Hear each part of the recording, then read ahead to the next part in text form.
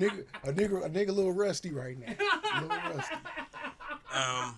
So I don't even know if y'all heard that or not.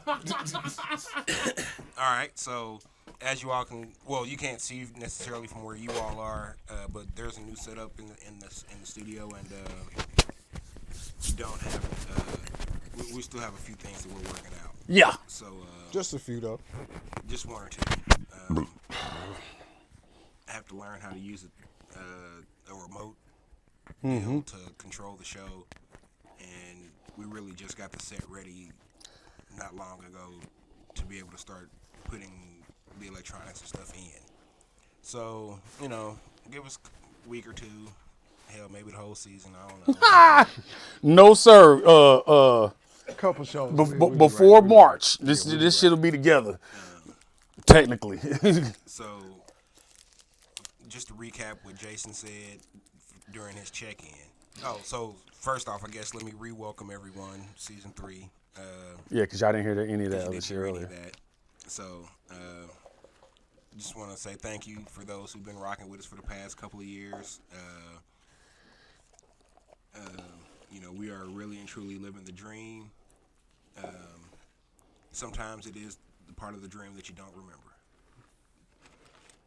That weird part. Yeah.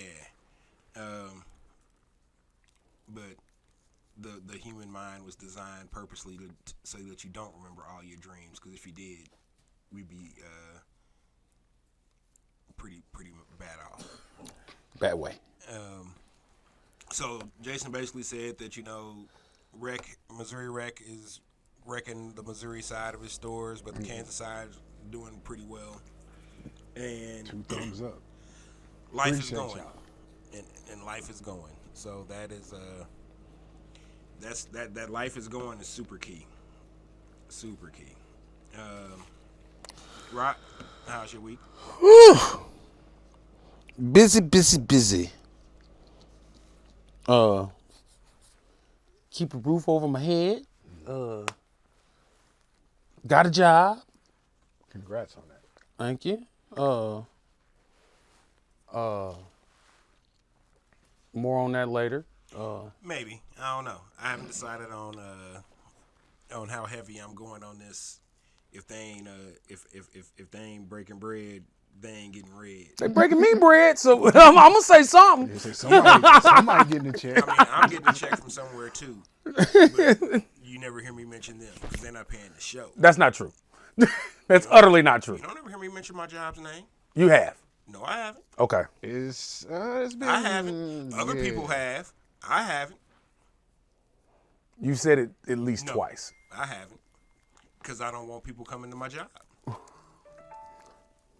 Yeah, I think people does a pretty good job of not mentioning the job. Yeah, I mean, I'll talk about the job. Yeah. I'll talk about the motherfuckers I work with. Just not by name. I don't ever say the name or the address or the locale. Because then people would definitely know. Because then you would, so no, no. They pay me to work there. They don't pay me to do nothing after I get off the clock. None of that, yeah. We got some on the table. So one day I might be saying their name, but that ain't today. Not until the ink dry. So, anything else? I'm just still blown away. This nigga think he's gonna control my mouth. Well, I mean, it's not necessarily about controlling your mouth. But if we advertise for everyone, then there's no need for free. Then there's no need for them to pay us for it. Facts. And for a brief moment, let's toot our own horn. We were nominated 3 times last year for best podcast and for best local podcast. That's got to be worth something. And if we don't treat it like it is, they won't treat it like it is. Mm-hmm. So I'm not saying we won't be throwing people a bone every once in a while, because he's talking about Vine Street Brewing, by the way. So I have no problem, because they are friends of the show. So that's not the issue. We're just not gonna be how we did the past couple of years, where we had like the stuff in the corner with the people's logos and ads and shit running. Yeah, no, unless there's some dollarage. Yeah. Okay. Yeah. But we were talking about how my week went. Okay. Indeed, the upgrades have hit peak taxing of my of my energy and mental aptitude. So I'll be glad when we get this shit wrapped up. Pretty much. Feel you on that. All right, I guess it's my turn, huh? This week was challenging. It was daunting. I had to take the prior week off from work because I was sick, and so when I got back to work, you could tell that I hadn't been to work. Shit just fell apart. And it didn't fall all the way apart, but it definitely, I'm not gonna sit here and be like, I hold this high standard, but if you don't dust every day in that motherfucker, it's gonna look like it, and it definitely looked like it. And I don't like dust because I grew up with asthma, so needless to say, your man's was not really complaining, but I wasn't giving no quarter this week on people not doing what they supposed to be doing, which led me to have to calm down because motherfuckers don't pay me to tell people what to do. So that's above your pay grade? Way above my pay grade. So after I got it off my chest, I had to leave it off my chest. So yeah. Oh, you did some work this week because that's not an easy task. Well, my therapist told me I Let it go. Can't pick stuff back up, and she's right. She's right. I'm not gonna sit here and act like I don't do that, but part of that is also because in order to be King Petty, you have to have a long memory.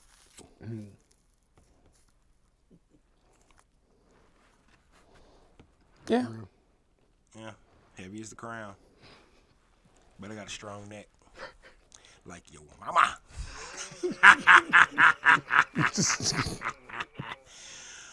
Oh man.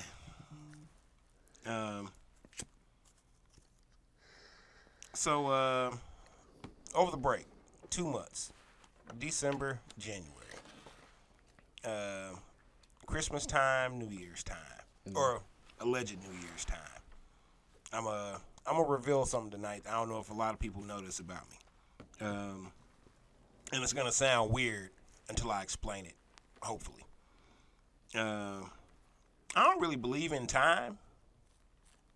You mean as a construct or just time period? As a construct. I will, I follow the day, the hours of the day or whatever, because that's what how we can communicate when we need someone to be somewhere or whatever. But as far as like years and decades and all that kind of shit, I don't really. That's a man-made concept. So I don't really. First off, it's not really 24 hours in a day. So let's start with that. So if it's not 24 hours in a day, how can it be 168 hours in a week?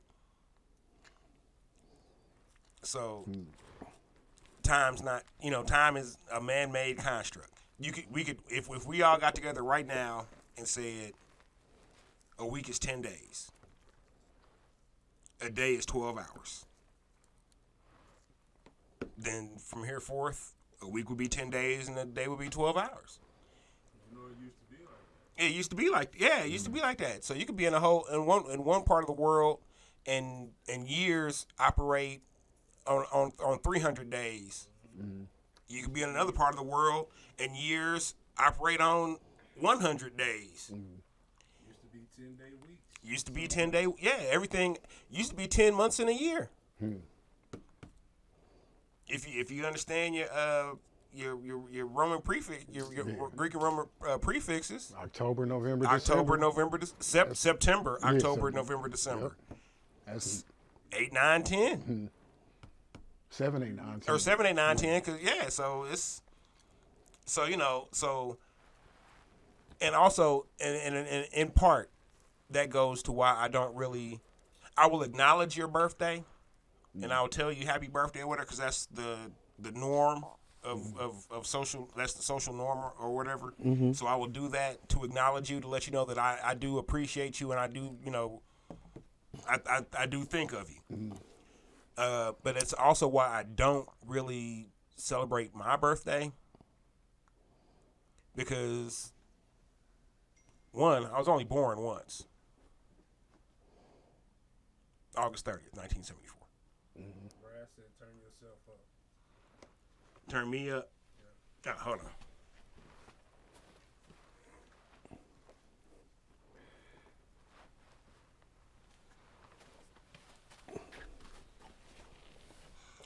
So, seeing as how I was only born once, I don't mind not celebrating a birthday. If you, I don't mind being acknowledged. The people that do hit me up and acknowledge, hey, happy birthday, blah blah blah, and I accept it and just roll on. But in general, I don't necessarily believe in time. I follow the construct now just so we can denote, February 10th, 2023. We did the first episode of the third season. But so with all that being said,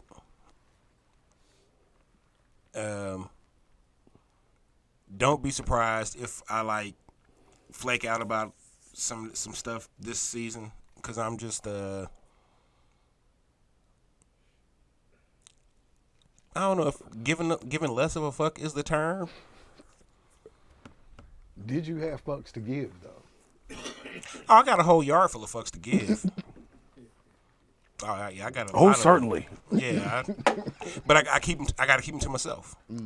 We talked last season about how you might not have been here that night, but we talked last season about how the way that I am, the way I'm wired, I either have to be all in or all out. No in between. I can't just do yeah. So that's why, let's say with the hip hop community, for the past couple of years, that's why I've just been all out, because I don't know I can't just have a toe in it and not say something about how things are going or how I see the scene moving as a whole or not moving as a whole, or mistakes that are being made or things that are being done correctly. So I just, as I like to say, I just let cats cook. I'd like to push back on that. Okay. Yeah, I mean, you haven't done what you've done in your history of the hip hop community, but we certainly brought our share of local legends here. True. And it's not like we may not have been out on business, but we've gone out and socialized a little bit, and I feel like but that's not all in. I don't think that's all out. That's not all out. That's all in on the podcast, bringing people in, and that part of it. That's all in on the podcast. But I'm just saying, I don't think you can say you're all the way out. I'm not all the way scene. out of the scene, because I'll until I die or move from Kansas City, I'll never be all. It's virtually impossible to be all the way out of the scene, simply because a majority of people who know me here know me as part of the scene. So that. But when I say I've been all out of the scene, I mean I haven't really gone to shows. I haven't really been listening to a lot of local music, to be honest with you, and I'm not proud of this. I'm just stating the fact. And honestly, there hasn't been a lot of local music that's sparked my attention enough to want to even follow up and find out who it is and what they into. What you doing is cool. What Royal Chief is doing is cool. Stick's got a new project out, I think. Stick Figure. Mm-hmm. I think he's not in Kansas City, or I think he's down in Dallas now. Yeah. I'm sure it's good. Stick Figure makes good music. Approach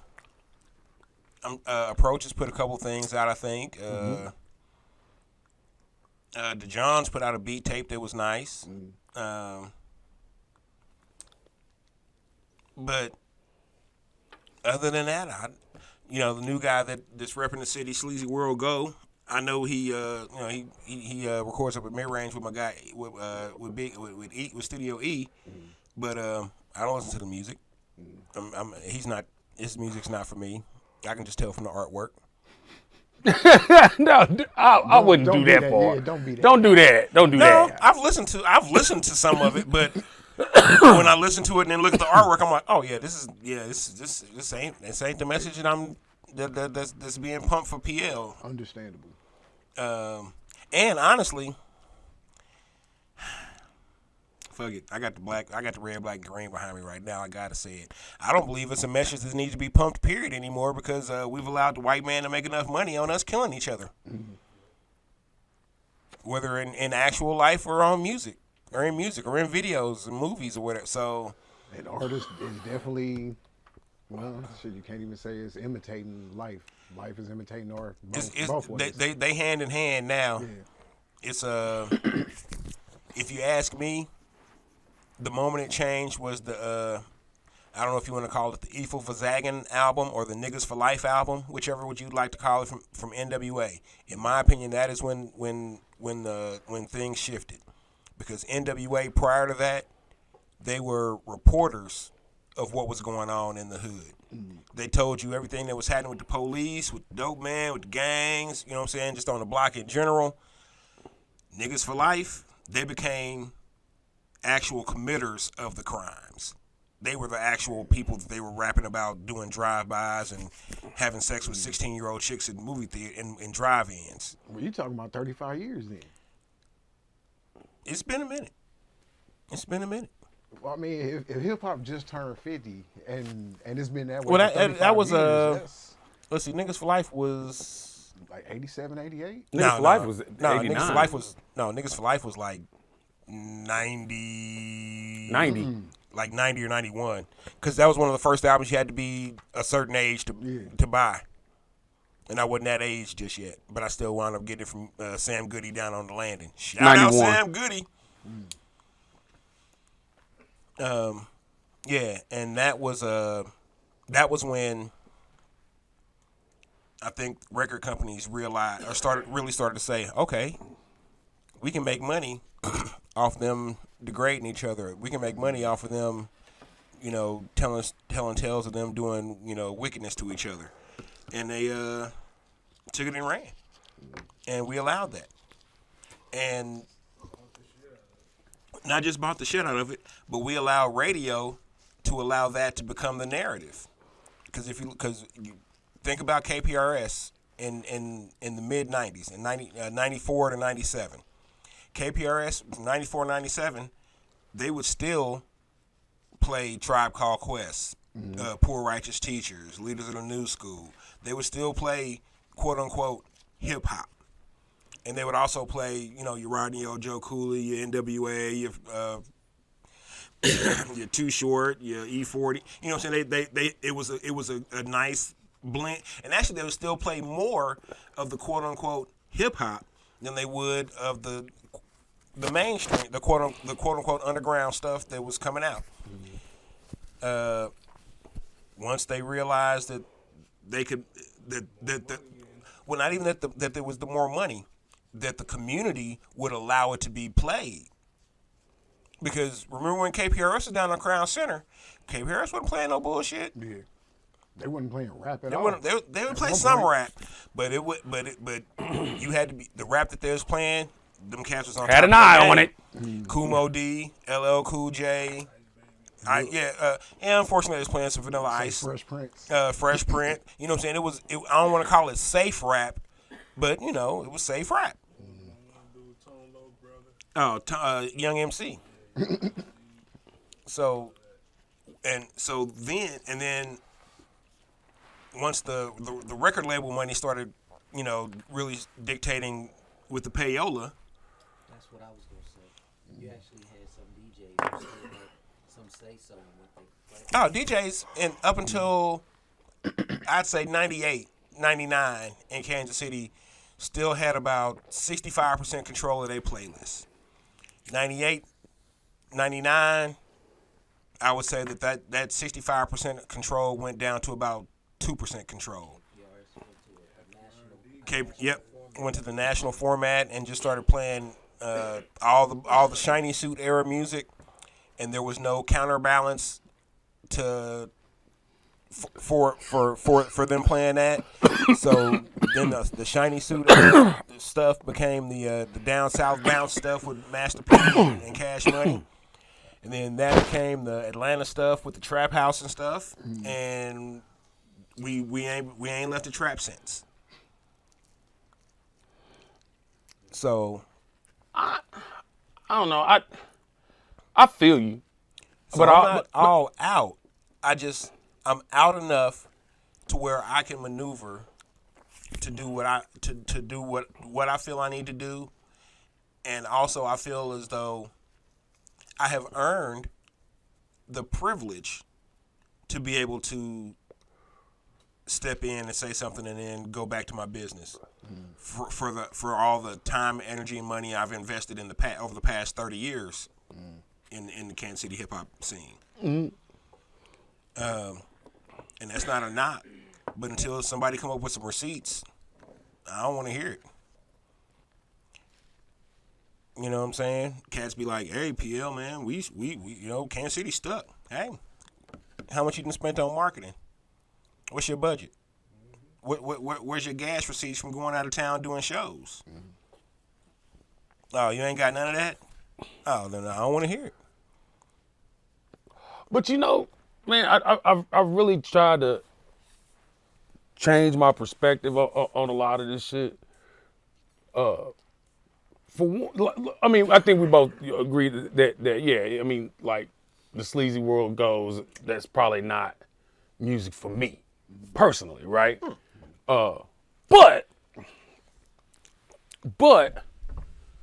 I can say that each generation of this hip hop shit has had some ignorant shit. Oh yeah, that niggas turned their nose up at, right? And it was and they thought that like the music didn't belong there for whatever reason, right? I think what's changed is that when we were becoming fans of the art form, it was commercially viable for these artists to be artists, to actually have a direction. The labels would in turn work directly with that person to hone that artistic direction. And when that shit came out, 8 times out of 10, it was worth buying, because you put all this time and energy into just being the best at rap you can be, right? Well, now there's so many ways that money is being made off the culture that I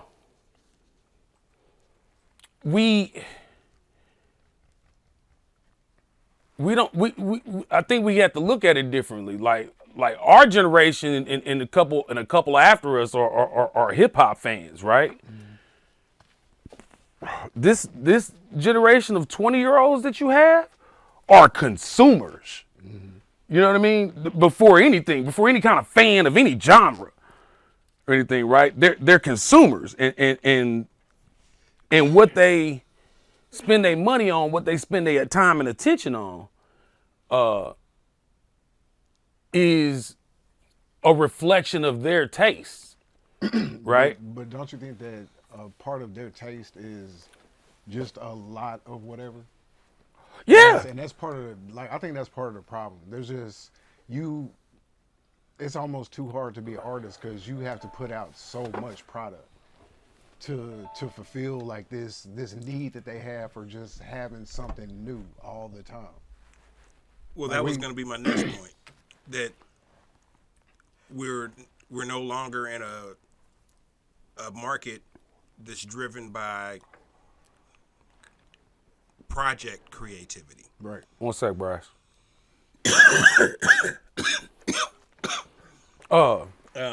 It's a singles driven market, and that started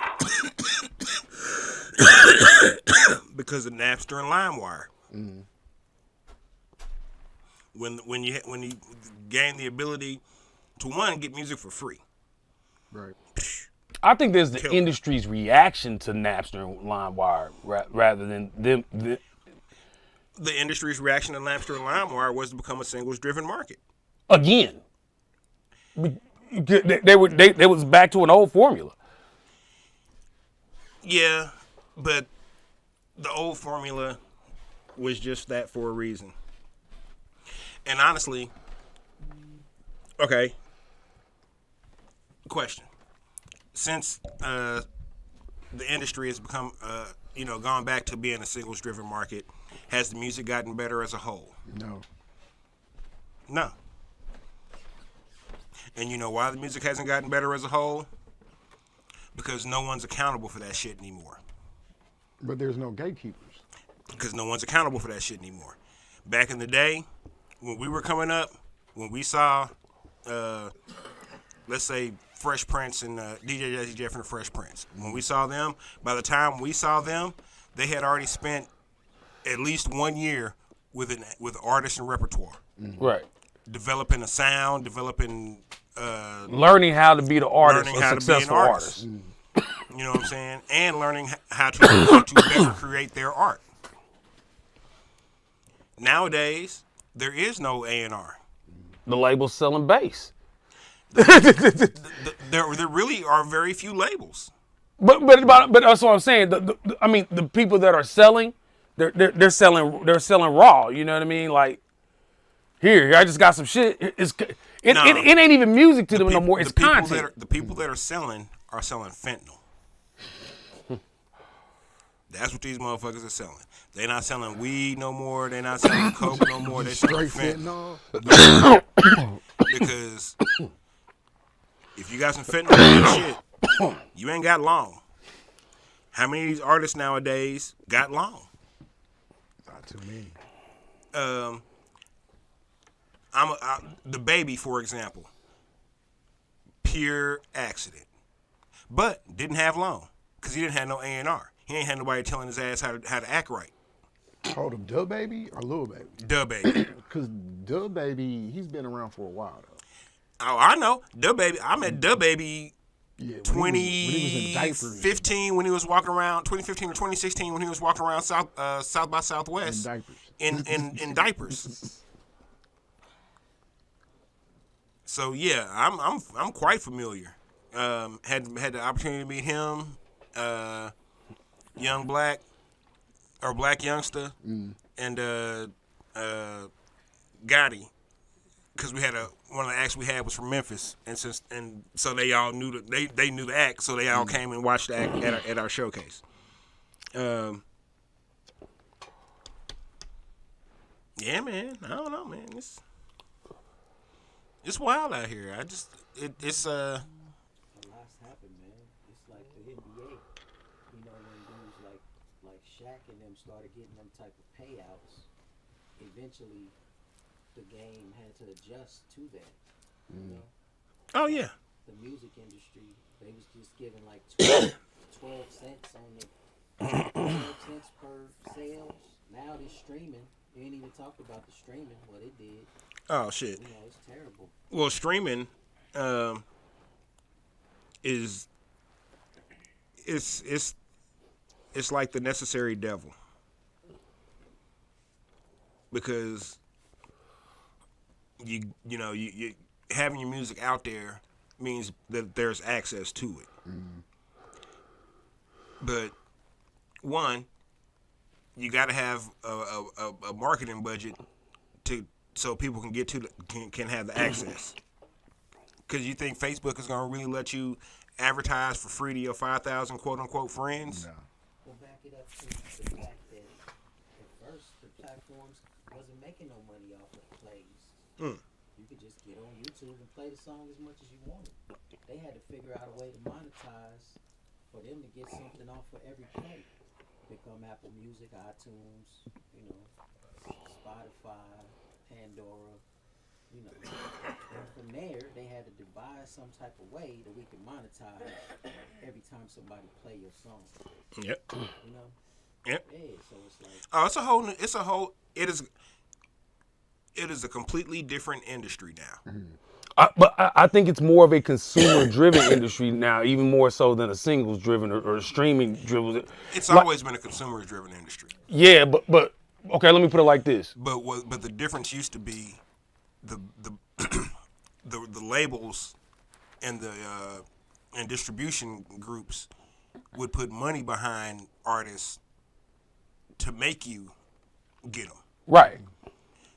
I never liked any R. Kelly album when it first came out. Not one.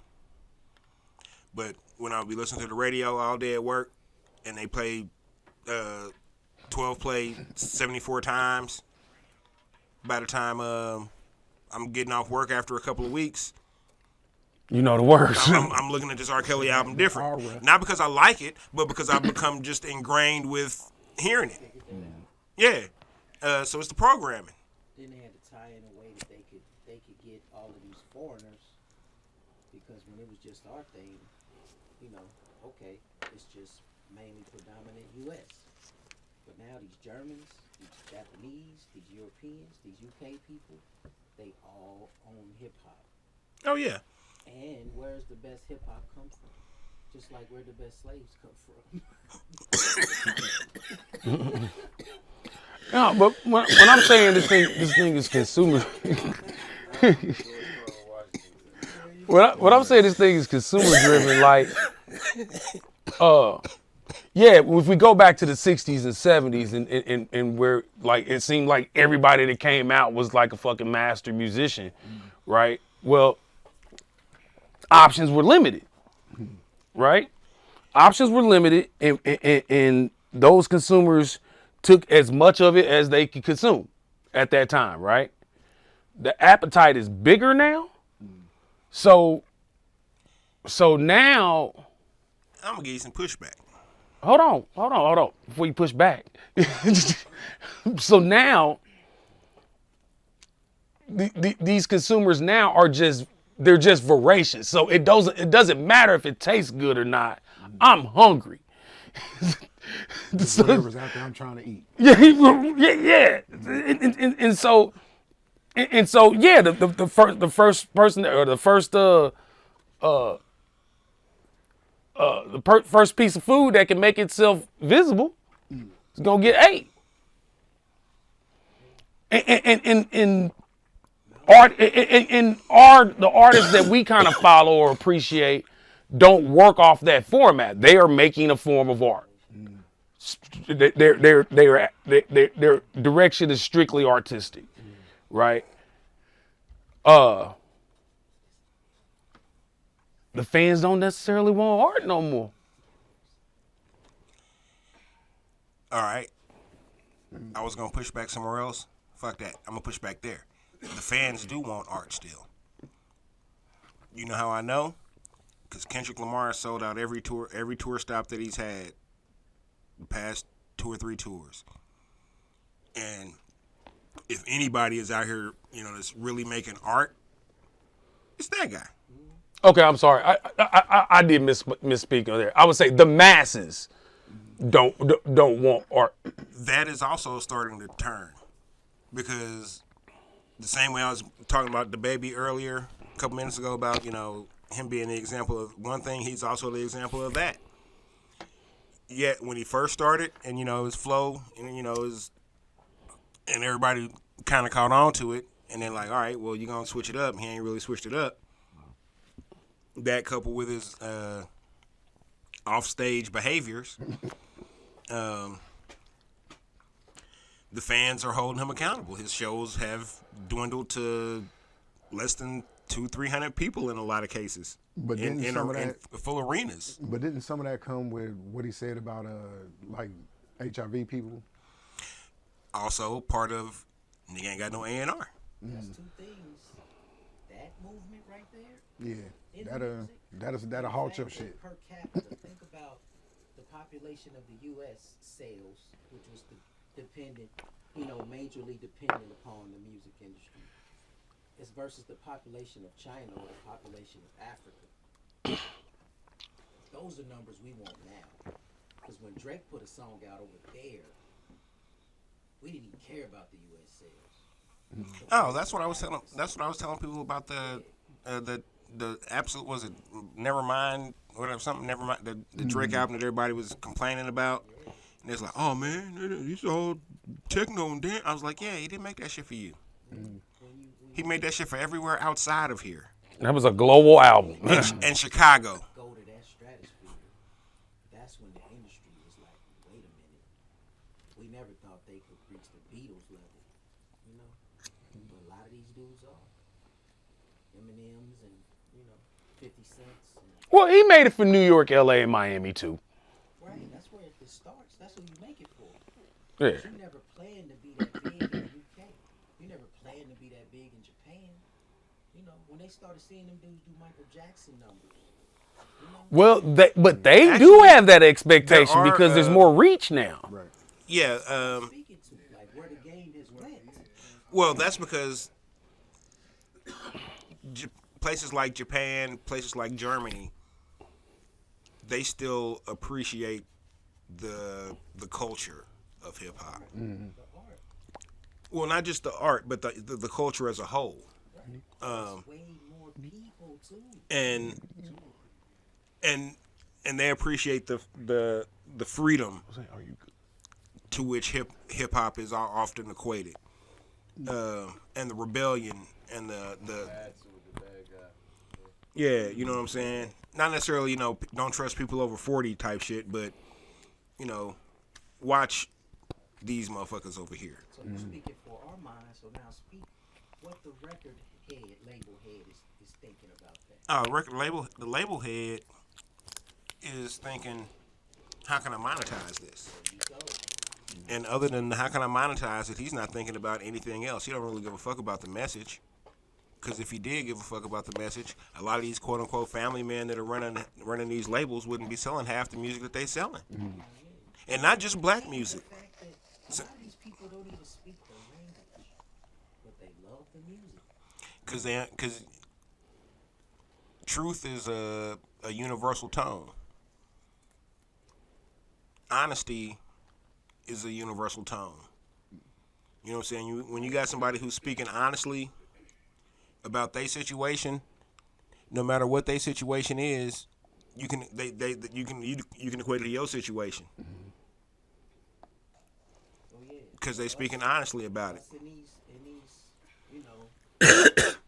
And inner cities, and the- opposed to like a Brixton. well, I was gonna say the group War said it best. The world is a ghetto.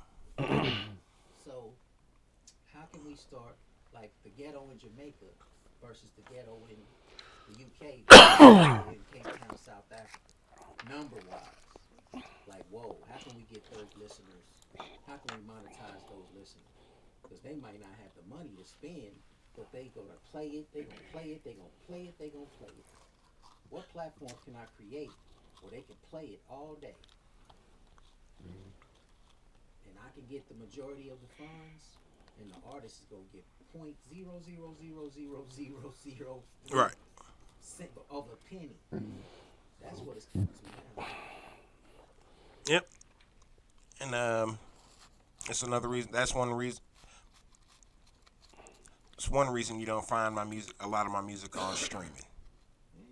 It's And it's a full cycle. 'Cause it just forced us to go back to being E40. well, I just didn't. It was a hassle for me. I didn't. We were. I kind of slowed down making music right about the time of the main transition from analog to digital, as far as how you sell music.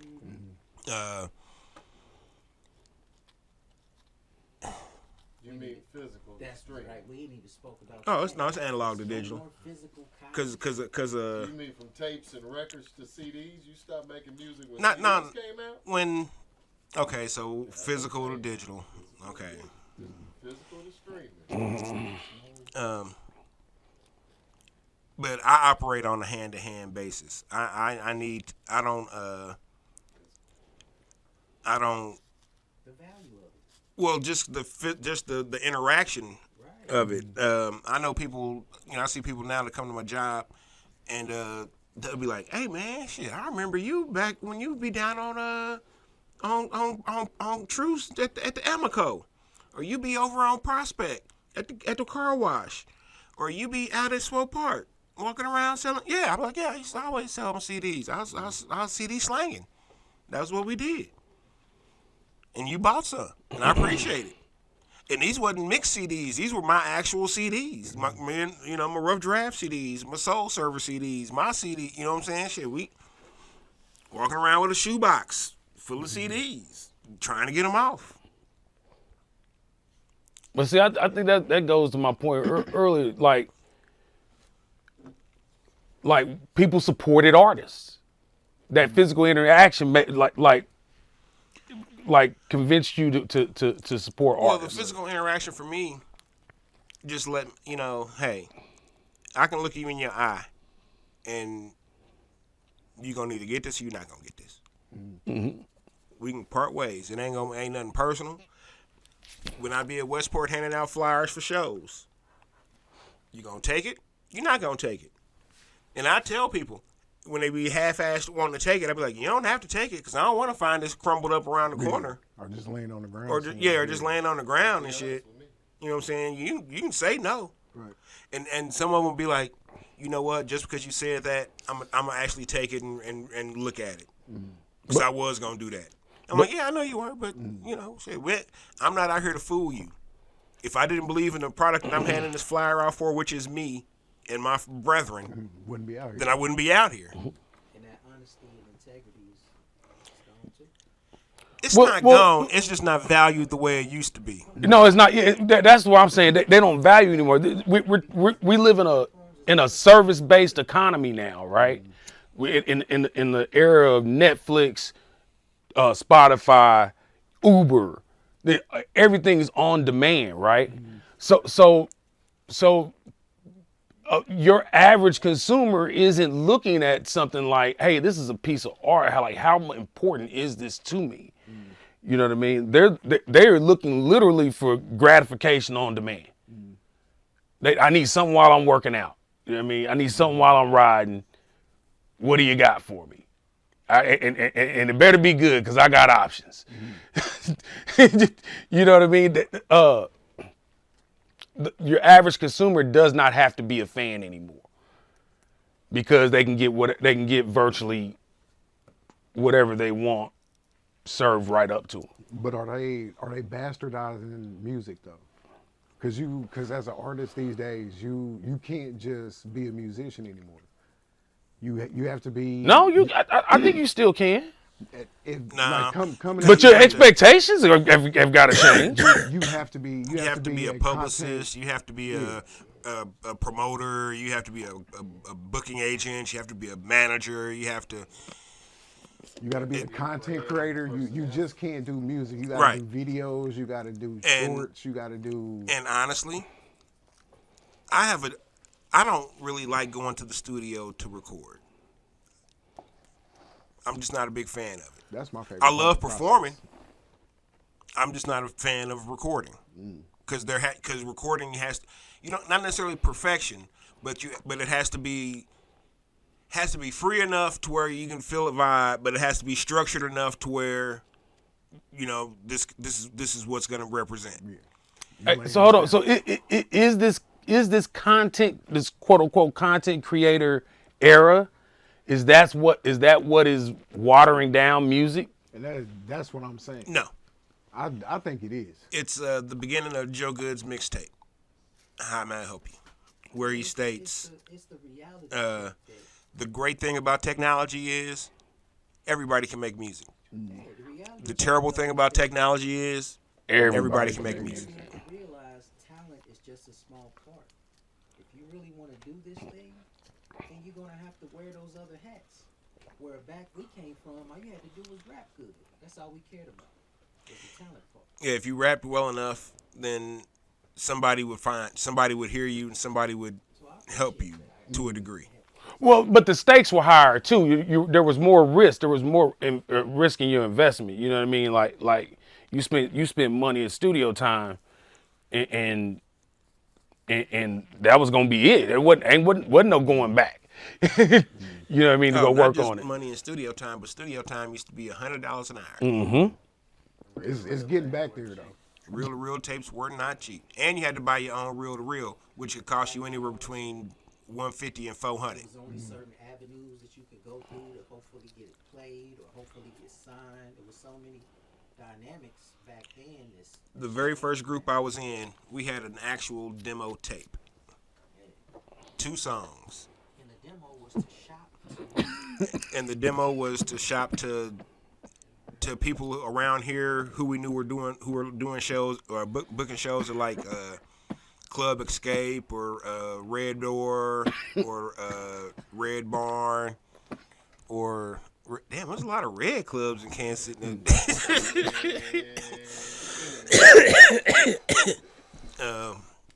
But at those places, and then also to send out to like Chicago to a couple of labels that we had access to be able to send some stuff, and a couple of people, we just got the address to Uptown off the back of a Heavy D tape, and sent. You know what I'm saying? Right. I knew it wasn't gonna, because this is gonna be in a pile of tapes that got sent with, and I understood that, but we did it, and that's what you did back then. Because a lot of times in all those UMTV rap interviews, what was the common thread? Yeah, man, I just sent them my tape, and it just happened to land on the right person's desk. Only so many labels. You knew the black labels was Def Jam and Priority and Raucous. up to that. But before that, it was just a couple of. They weren't even that big. Like we've been around long enough to watch Def Jam become a whole empire and then crumble. You know what I'm saying? Yep. Yep. So, the digitalization of the culture made it that much easier for vultures to be able to come in and pick apart Lower the common denominator. And because think about it, just 5 years ago, going to a show and seeing somebody rap over their lyrics was not heard of. That's the norm now. I mean, that is like the norm. I said something to somebody at one of the last shows I went to, and they was like, "Oh yeah, man, this is how they do now." I was like, "And people are cool with this?" And he was like, "For a while they were, but they starting to come back around to, nah, man, if I wanted to just hear your song, I just play it in the car. I came to hear you, doing the song, not the song with you doing the ad-libs." So it's starting to swing back around. And hopefully, I'm about to start working on some new stuff. So hopefully, when I get ready to start doing shows again, I can help swing the pendulum back towards having an actual good live performance. If anything, I thought that we had already established a standard, a bare minimum standard for a good performing, but I guess not. My bad. Must have forgot. My bad. It was the pandemic. No, it was before the pandemic. It was before the pandemic. No, people just lowered their standards, man. Like they really did. But the pandemic and seeing cats like figuring out ways to perform or do these online gigs and stuff. That showed people who really has the talent to be supported and should be supported. Because they wasn't rapping over their lyrics over the you know what I'm saying, on online when they was doing the stuff online, because they just So it showed, and I think that kind of planted the seed for the swing that's coming back to, you know, let's do this stuff right and live, as opposed to just over the vocals, because that's well, that's just lazy. It's just lazy. It's lazy, and it's honestly disrespectful to the crowd that paid money to come see you.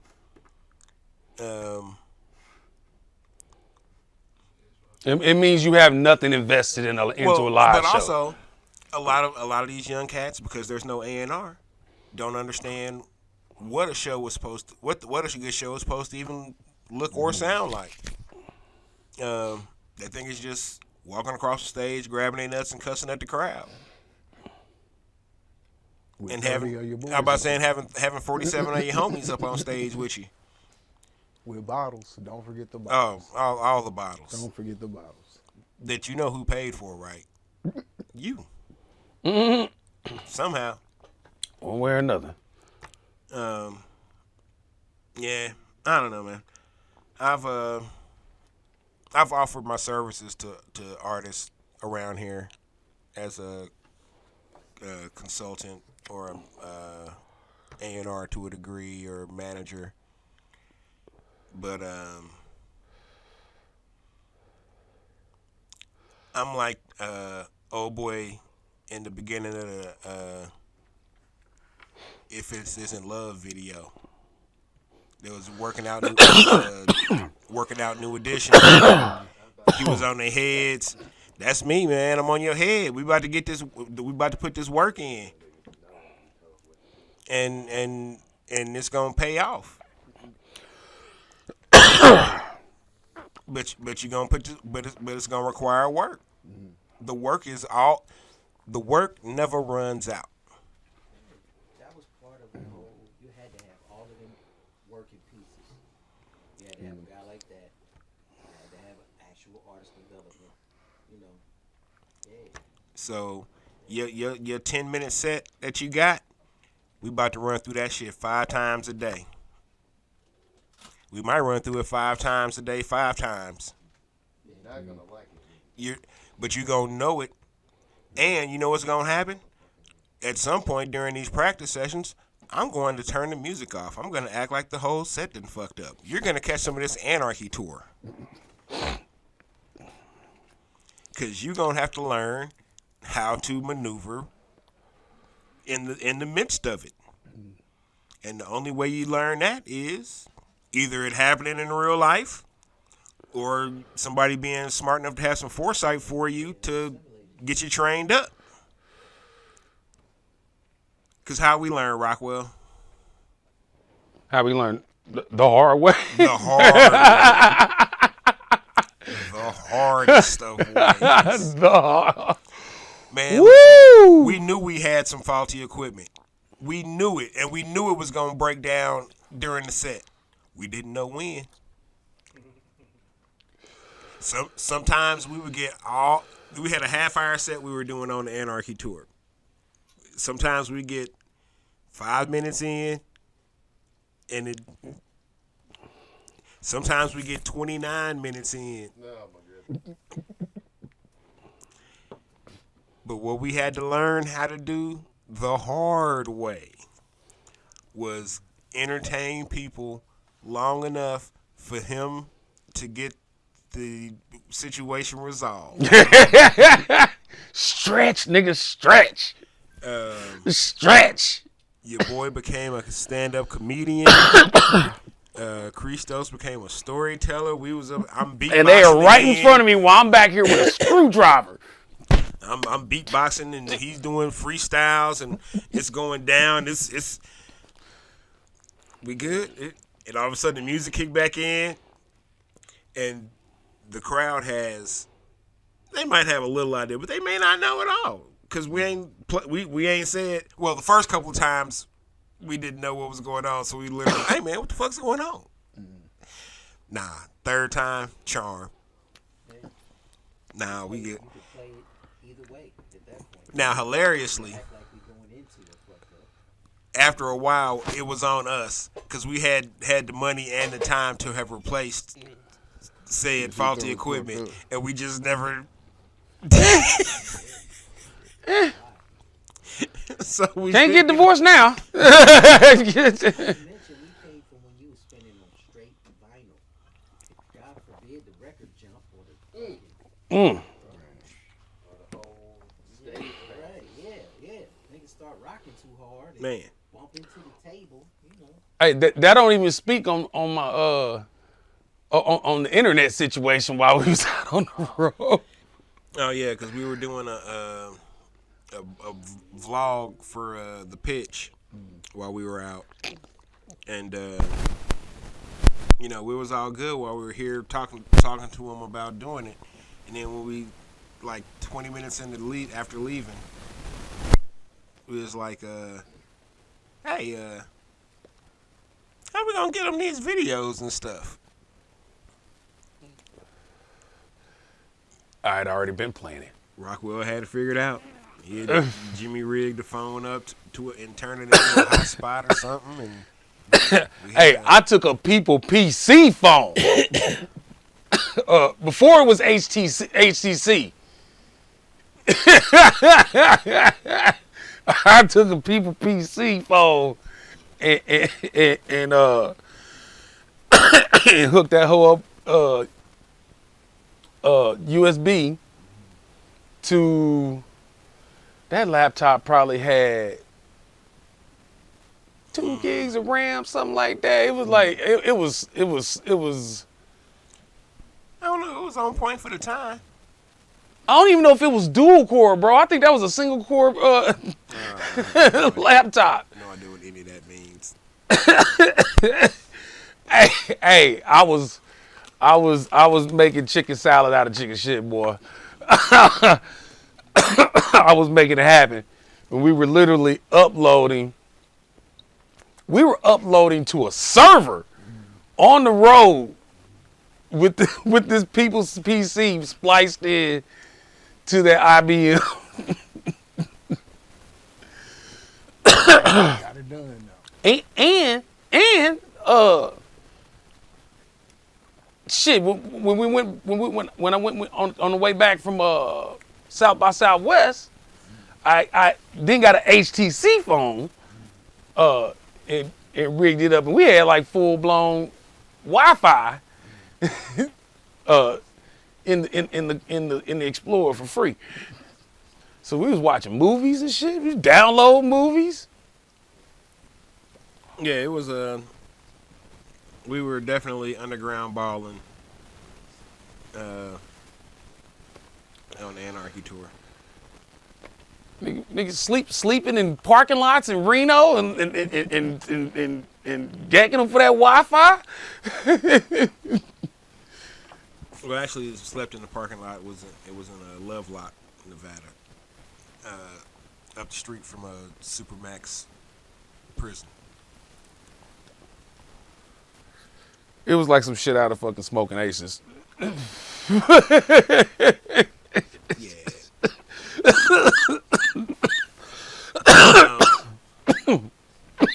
So, hadn't really planned on talking about, all that at all, but that was a good discussion. Weed.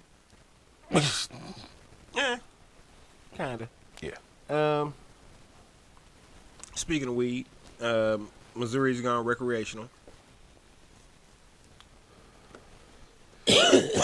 So now, Tourist season has begun. the recreational buyers are definitely out and about. It's been difficult to get in. I don't even know if places have. I know one place has like a med line and a rec line set up. So but other than I got my card. I want to cut. Yeah. I want to be in here with all these motherfuckers. All you motherfuckers wasn't around here 2 months ago. I want all the benefits Man, that I paid for. half of y'all look like COVID. I need to renew mine, by the way. Yep.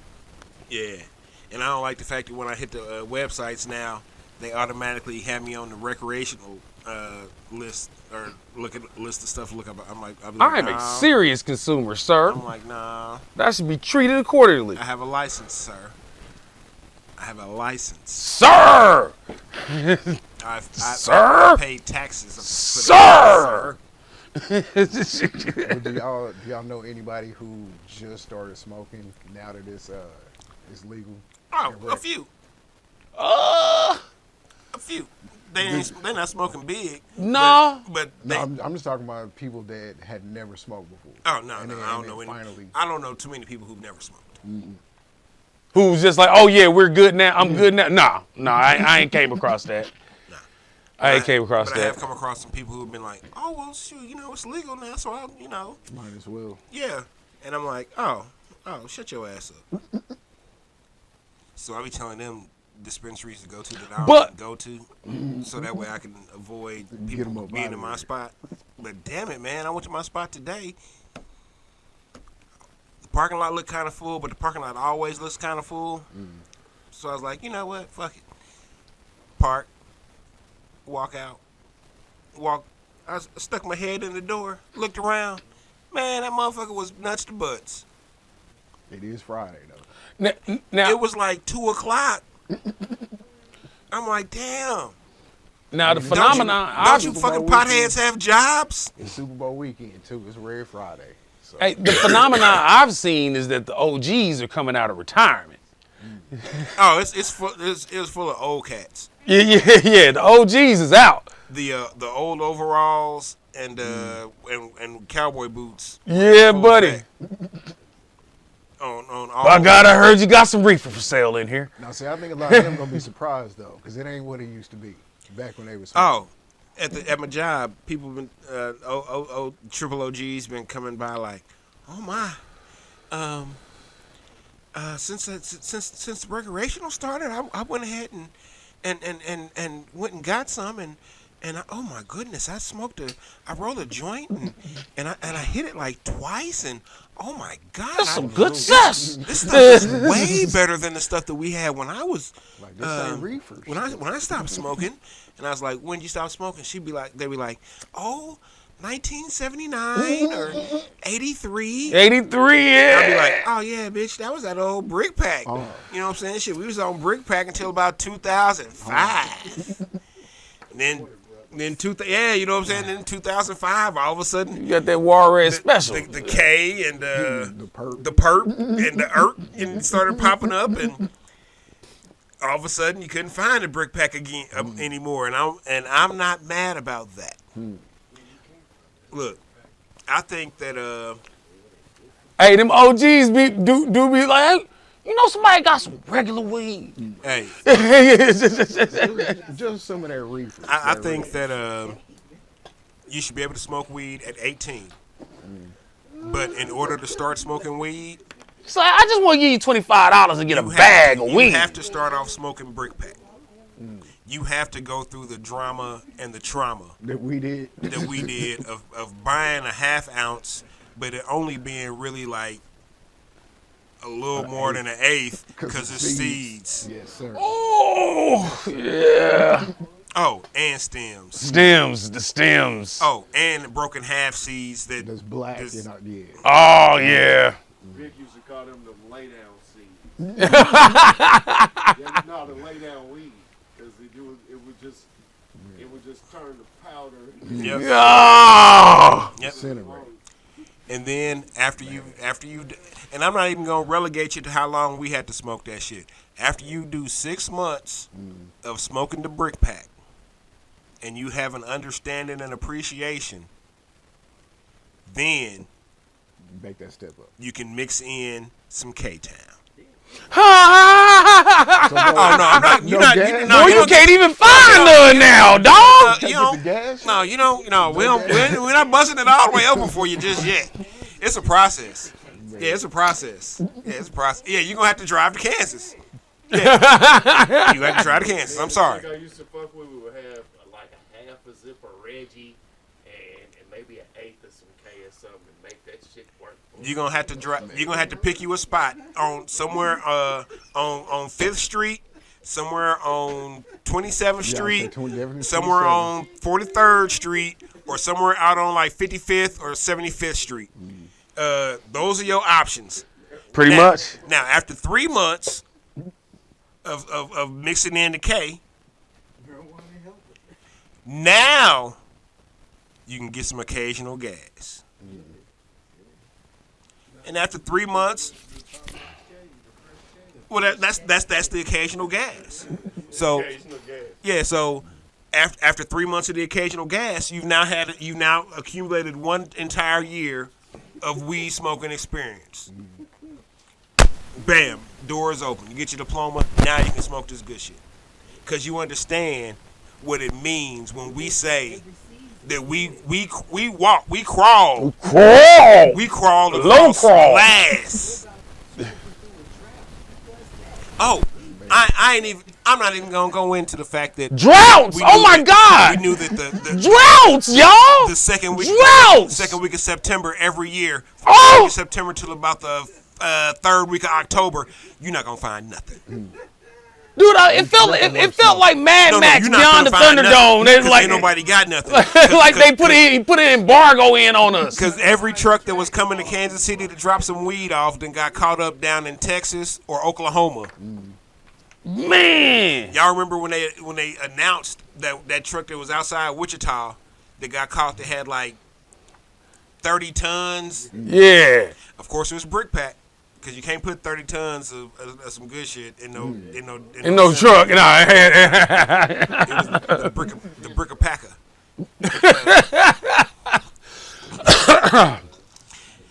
You put that in next to some mules and shit. Y'all remember the year that the police put the billboard up on I-70 talking about we got indictments coming or some shit like that, and I was like, what? And then like 2 months later, right after the drought hit, bam, they started busting cats and hitting cats with RICO cases. I was like, damn, the police told us they was gonna do it, and they did it. Dang shit. Yeah. See, I ain't even gonna put them through. all Oh that. boy.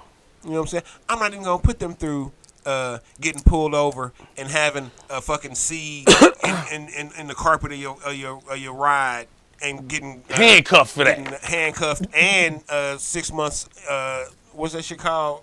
Diversion. Yeah, suspended the sentence. Suspended sentence. Really?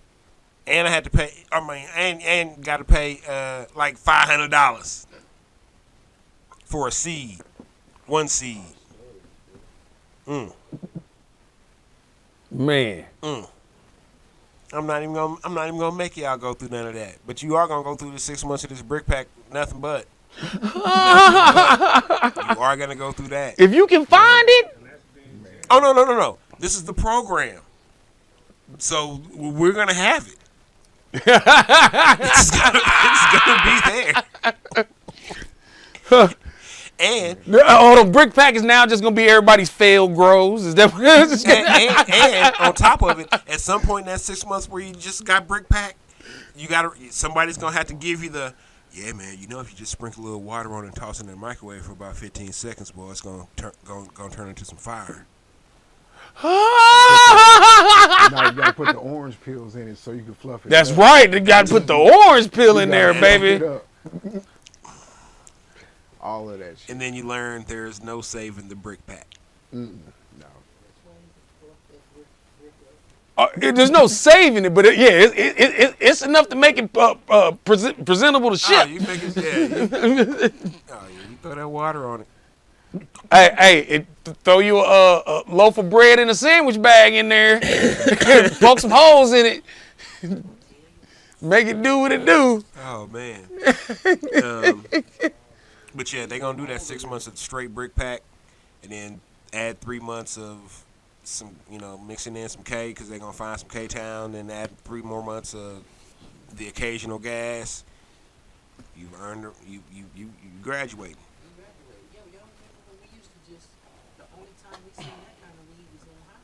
Oh yeah. We dreamed of the day when we could get high times weed on the regular. And when we got it, and they be like, yeah, man, this shit right here is like 75 an eighth, man. Be like, damn, all right, What you had to do is Stone for Yeah. all right. 75, cuz. And then he pull out the big ass jar and it'd be half full. I'd be like, damn, man, you could really, probably slide me a little extra. You're right. You know how much brick pack I done bought from you? Now you got this good shit. You acting like you too good to give me a 2 for 15. Yeah, exactly, bro. 2 for 15. Yeah. Yeah. Talk about that. Man. Drive where you can get the most for your 25. Boy, look, can I get 3 for 25? Fat sacks. 3 for 25? 3 for 25? 3 for 25? 3 for 25. You can wheel it. 25 actually get you a sale. 4 for 30? Bet. I could go get 4 for 30 from all my weed men back in the day. They understood that. Yeah, I'm a frequent flyer. yeah. Let me go ahead and get this 4 for 30 off on him now, because when he come back tomorrow, he gonna get another one. All right. Oh yeah, and everybody's pulling. Oh man, look, shady stuff was going on, so I always had cash. And we had the brick pack, so this half ounce I bought, like I said, wound up being a little more than an eighth, Yeah, exactly. or a little more than a quarter. That brick pack would fluff out to be Mm. more than what you bargained for. Like Every once in a while. yeah, like what? Every once in a while. These bricks, I fluffed them out, and now I got. Oh, and of course, in that first 6 months of the brick pack, there will be some laundry detergent smelling weed, Mm-hmm. some perfume smelling weed, Some roach spray smelling weed. some gas Yeah, I said smelling little weed, gas. some diesel, some Boy, oh diesel my. sauce smelling weed. 87. Oh yeah, oh yeah, you gonna get That's fire, cuz. That's fire. Go ahead, fire it like that up, cuz. like, What it took for me to get here. Nigga, you smell that shit? That shit smell like that shit up. man, look. Been in coffee cans, baby powder cans. I done been in. All right, so in that first 6 months, what are they rolling? Like, what are they restricted to? Oh, they can roll whatever they choose. Nah, you got to start them off on Philly blunts. You got to start on Philly blunts. No, because I didn't start on Philly blunts. I started on joints. Yo. We started on Philly. Hold on. Now that you brought this up, I needed to propose this. But I would say it's Do we need to get a pack of Philly blunts so we can really smoke on some That's what I'm Philly saying. pack on Sunday? Y'all say, can you find him? That makes Yeah, they what make- the Philly Presidents? Yeah, Titans. The Titans, yeah. Oh yeah, you can still find. Oh yeah, you can get them. They make squishers. They make. Oh yeah, they still make the. Oh yeah. Okay, so first off, You really got to be smoking I Reggie's. like Or some my El throat too Presidente. Oh no, them was the Dutch Masters. El Presidente, wasn't it? Grenadiers. I like my throat, Grenadier. my esophagus too much to be out here smoking Philly Kings and Titans and shit. 2, I ain't smoking no tobacco. 3, nah, man, that just don't even sound like it would be fun anymore. That just sound like it'd be a big old waste. 'Cause that Philly. Hey, shout out to Unless- AJ too, who used to roll mad Philly Titans. Unless you putting some honey in it to slow the burn. Hey, Now, Hey. that's real old Oh, they're school gonna have right to. there. Yeah, they're gonna have to. Yeah, They're definitely gonna gotta do that. Gotta do that. Them speed mob days. I don't say out of a pop bottle. You got to make you a bong out of a pop bottle. And the apple. Yeah. Yep, got a quarter apple. yeah. Yep, gotta do all the stupid shit. You gotta smoke one Randy's. Got a hot box of car. You gotta get a Randy's That's not yours. in your repertoire though.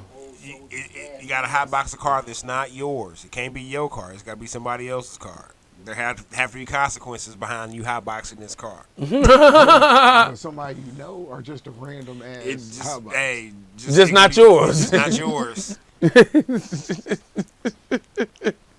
When whoever hops in this car, whoever's it is, there should be a, hey man, what the fuck y'all in here doing? Oh, let's see what else.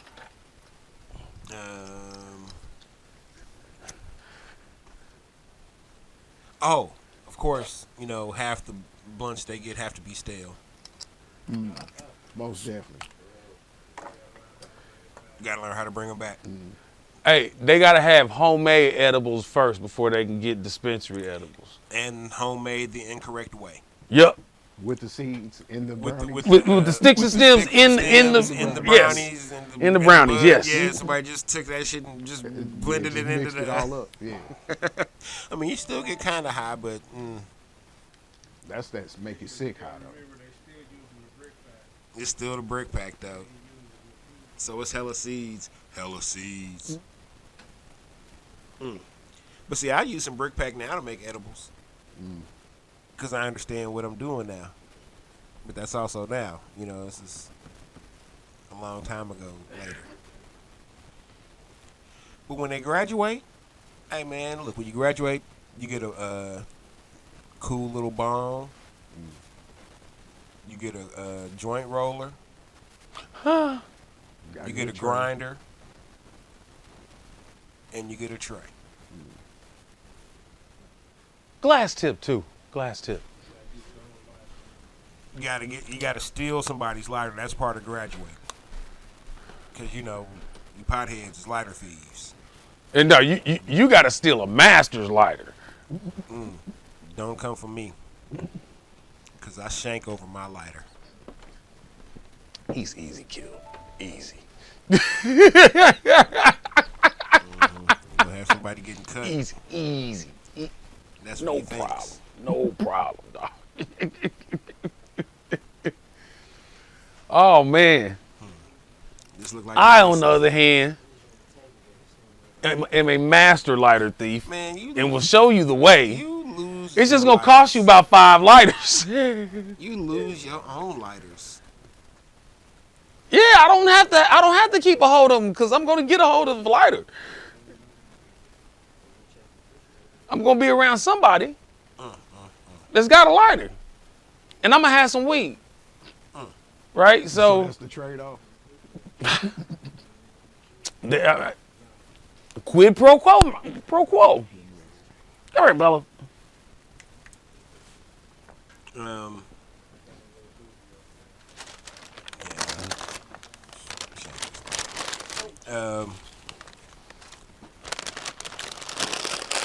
Made me forget what I was about to say.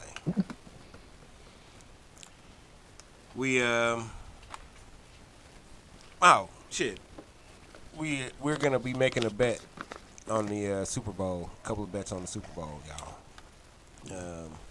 Are we doing prop bets? Or are we just doing a spread? I mean, we can bet whatever. We just need to figure it out so I can let him know.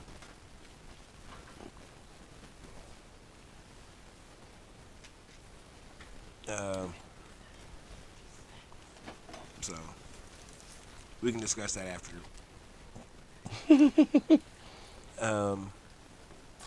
Let's see. So speaking of prop bets, we got Super Bowl this weekend. I still haven't really made a prediction, which is hilarious because I really am trying to hold out to make my prediction for the live pregame Sunday. Why? Well, can you at least tell us if you got the Chiefs or the Eagles? Oh, I got the Chiefs. Okay. I got the Chiefs. We were talking with Centric Styles yesterday. Yeah. Doing an interview for the show Sunday, which unfortunately is not gonna be part of the show because audio issue. Alcohol issue. No, it was audio. I mean, well, I don't know which was, but it was an audio issue. But it was we'll tell you Sunday. But I'll only pick against the Chiefs once in the playoffs, and I've already done that.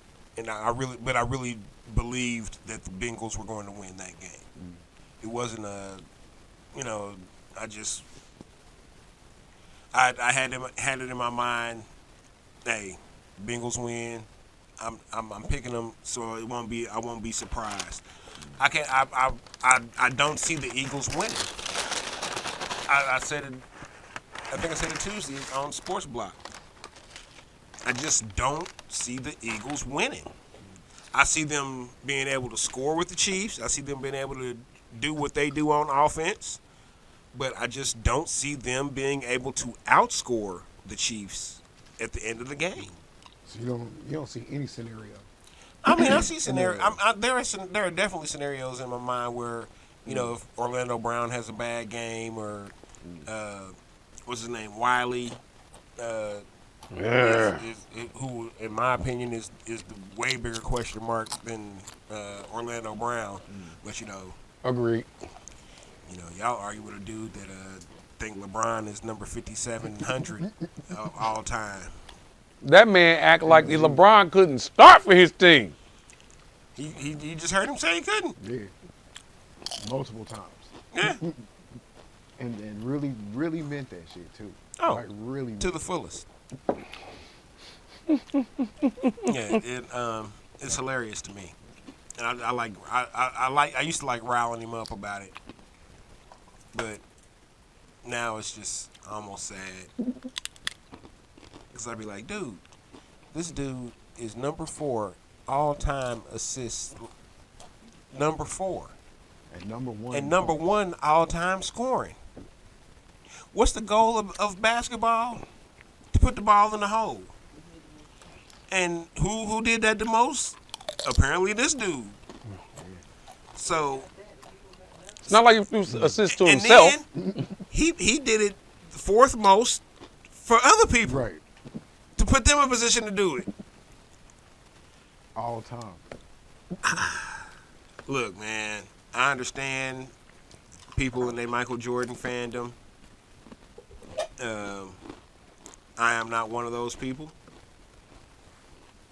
I'm not even a LeBron person like that. But what I'm not going to do is sit here and ignore greatness. I don't care. I wasn't around to see Bill Russell win. How many? I wasn't around to see him win his 11. Yeah, exactly. None of them. So those guys that argue Bill Russell against Michael Jordan. We were around to see Kareem win most of his 5, but we didn't know what we was watching. You know what I'm saying? We saw Jordan win his 6, and I was once again not a Jordan person at all. I was a Knicks fan at the time. Fuck Jordan. You wait for the day you Patrick and then we get him back. Man. Yeah, I was the John Stark. Never happened. Oh man, John Starks. Man, I was so love hate with John Starks. And it was it. Yeah, man. It started. He would hurt me, man, because sometimes he shoot him into the game. Sometimes he shoot him out the game. And I'd be like, damn, John Starks, we had a 15-point lead. Then you started shooting. Now we down 6. Hey, bro, you ain't on tonight. Stop. I can't coach. I gotta put it up. I got coach. this short memory, coach. What a good Yeah. light. So I understand, but people, oh man, it took LeBron all these years to do that shit. Blah blah blah. If Mike hadn't done, well, Mike made a decision that Mike made. Didn't nobody hold no gun to Mike's head and say, "Hey, motherfucker, you either go sit here and play some goddamn minor league baseball for a couple years, or we gonna smoke your bitch ass." But did they though? Allegedly. Allegedly, to my knowledge, that did not happen. And I'm sure if it did happen, we would know about that. I don't know. I don't know. So I don't know. Some shady shit. And was if going on. and if that did happen, damn, my dude, how you got yourself in a position where somebody got to put a gun to your head to make you go sit down for a little while? I mean, because Mike was out there making $1 million bets on golf games. And Kareem took out to Jay and Mike, from Mike to Allen Iverson, changed the game to LeBron in it. But you know what else I'm not gonna do? As a fan of basketball, even though I'm not a fan of Michael Jordan, I'm not gonna deny Michael Jordan's greatness. Nobody has ever heard me deny that man's greatness. Do I think he's the GOAT? Nope. I've honestly felt like Kareem was the GOAT. Scoring title, longevity, unstoppable move for 4 decades, to span 4 decades. You know what I'm saying? I felt like Kareem was the GOAT. You could honestly now.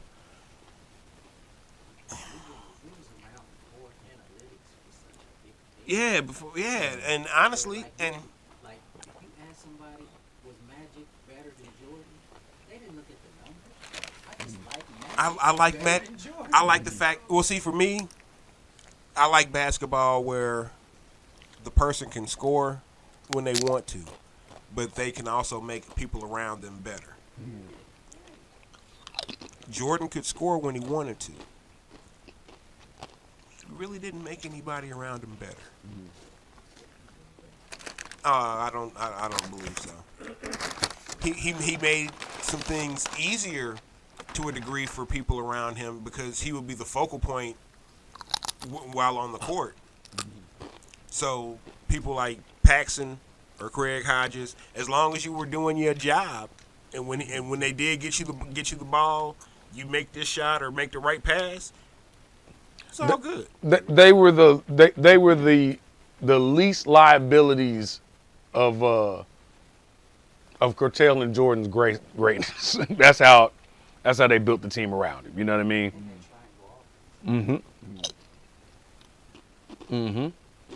Yeah, but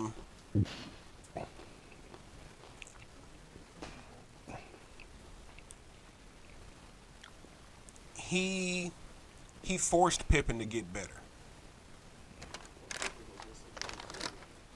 and Pippen was willing to do what was necessary to fill in those holes for what the Bulls needed to be able to get past the Pistons or the Celtics. Because people crack me up and act like, Michael Jordan was just going to NBA Finals from his second and third year in.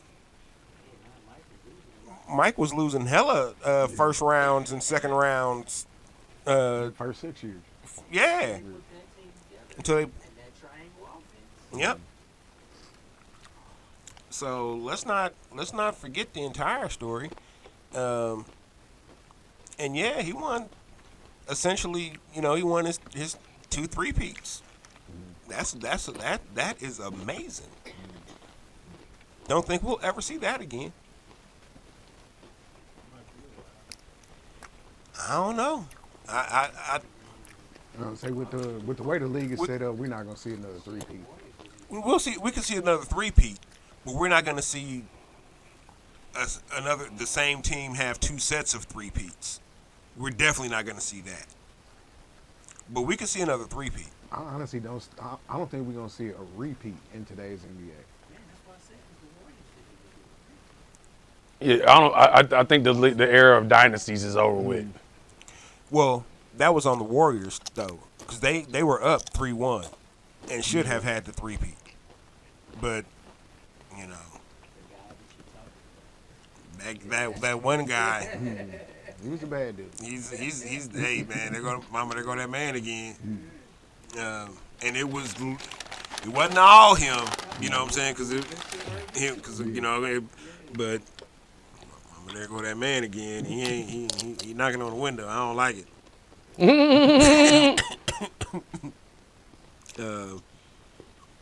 But I think that I feel kind of honored to a degree that we've gotten to see the basketball that we've seen over our lifetimes. Like I say, because we MCs, right? I had to really acknowledge how I've been around to see how the rap style changed from the hop to when Rakim came. Mm-hmm. Then Rakim turned the whole corner for lyricism. Yep. Same way that Dr. J did, above the rim play. Dr. J came. Then when Iverson came, now everybody's trying to, Tim Hardaway had the killer crossover, but Iverson brought the Rucker crossover to the NBA. You know what I'm saying? So that changed the dynamic of guard play. Now you got guards putting up 30. Point guards. You know what I'm saying? But to where Shaq was a dominant big man, but not like Bill Russell or Kareem. They was finesse. Olajuwon was finesse big man. Shaq was just a. I'm shitting on everybody. Big man, big man. You know what I mean? So we got to see the game change in a lot of different ways. To where now the dominant big man is Jokic, who can step outside, who can pass, no look past you, you know, from the top of the key, you know. Yeah, so we've seen all types of dynamics change. Oh yeah. So what even KD? Like you got a 7-footer crossing you up on the wing, you know what I'm saying? He's shooting over everybody. Yeah, and I'm gonna bring that around to what's going on this weekend. Back to the Super Bowl. The fact that this is Super Bowl 52, 57, 57, Super Bowl 57, and it's the first time there are two black quarterbacks starting for opposing teams. That says a lot without saying much. 57 tries. Well, no, not really. That it took 57 tries. The first thing it says to me is it took this long for the most precious position in sports to be for us to be allowed to play it, and not just play it, but play it in a way that's comfortable for us. From your Lamar Jacksons to your Michael Vicks and Donovan McNabbs and what's the dude's name? Josh Henderson. Josh Jackson. No, the backup. The backup. Yeah, just from San Fran. Yeah, ain't that Josh Jackson? I thought it was Henderson. Nope. The journeyman. Yeah.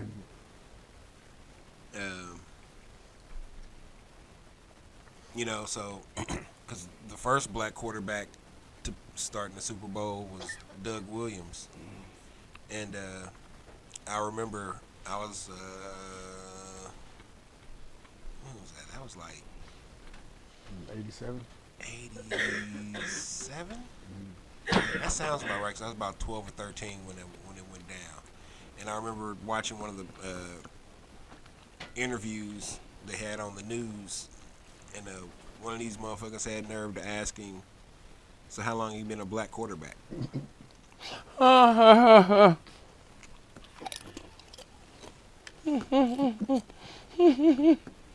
yesterday.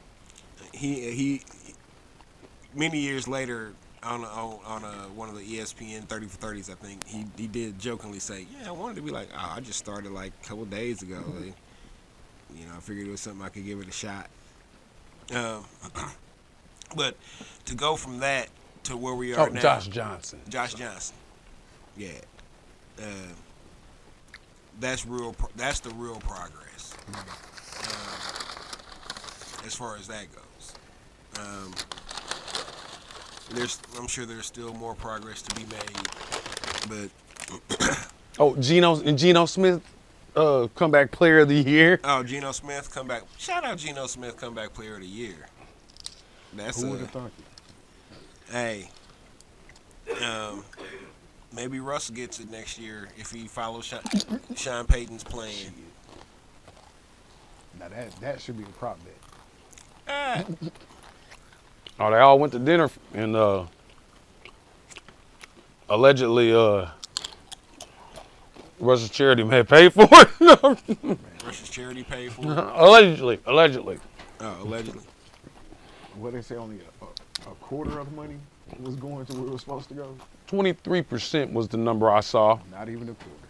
God damn it. Now, here's the thing. One thing to keep in mind.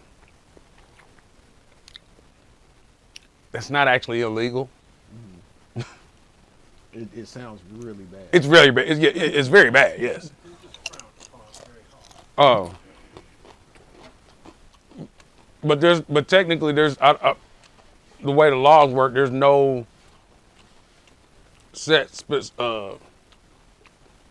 ratio of money, between the money you raise and the money what you actually spend on the charity. There's no. Oh yeah, as long as a percentage goes to the charity, yeah, motherfuckers don't care, Right. or at least the government don't care. And that's why a lot of people use charities as tax shelters, allegedly. Or ways to employ their family, allegedly.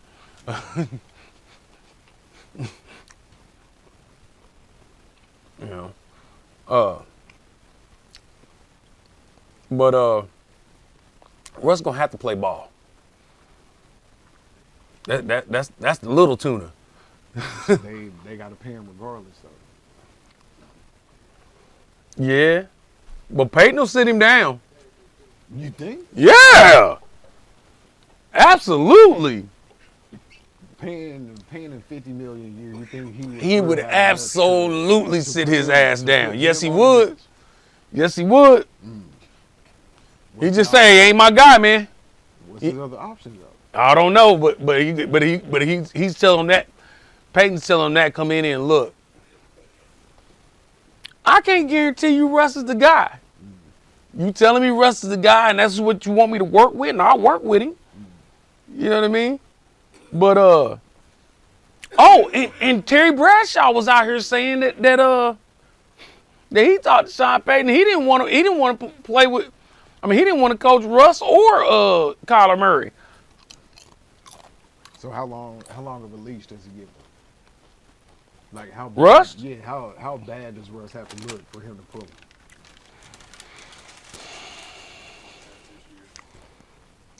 He's got to. He gonna give him a whole year? It's gonna be when Russ stops doing what Sean says.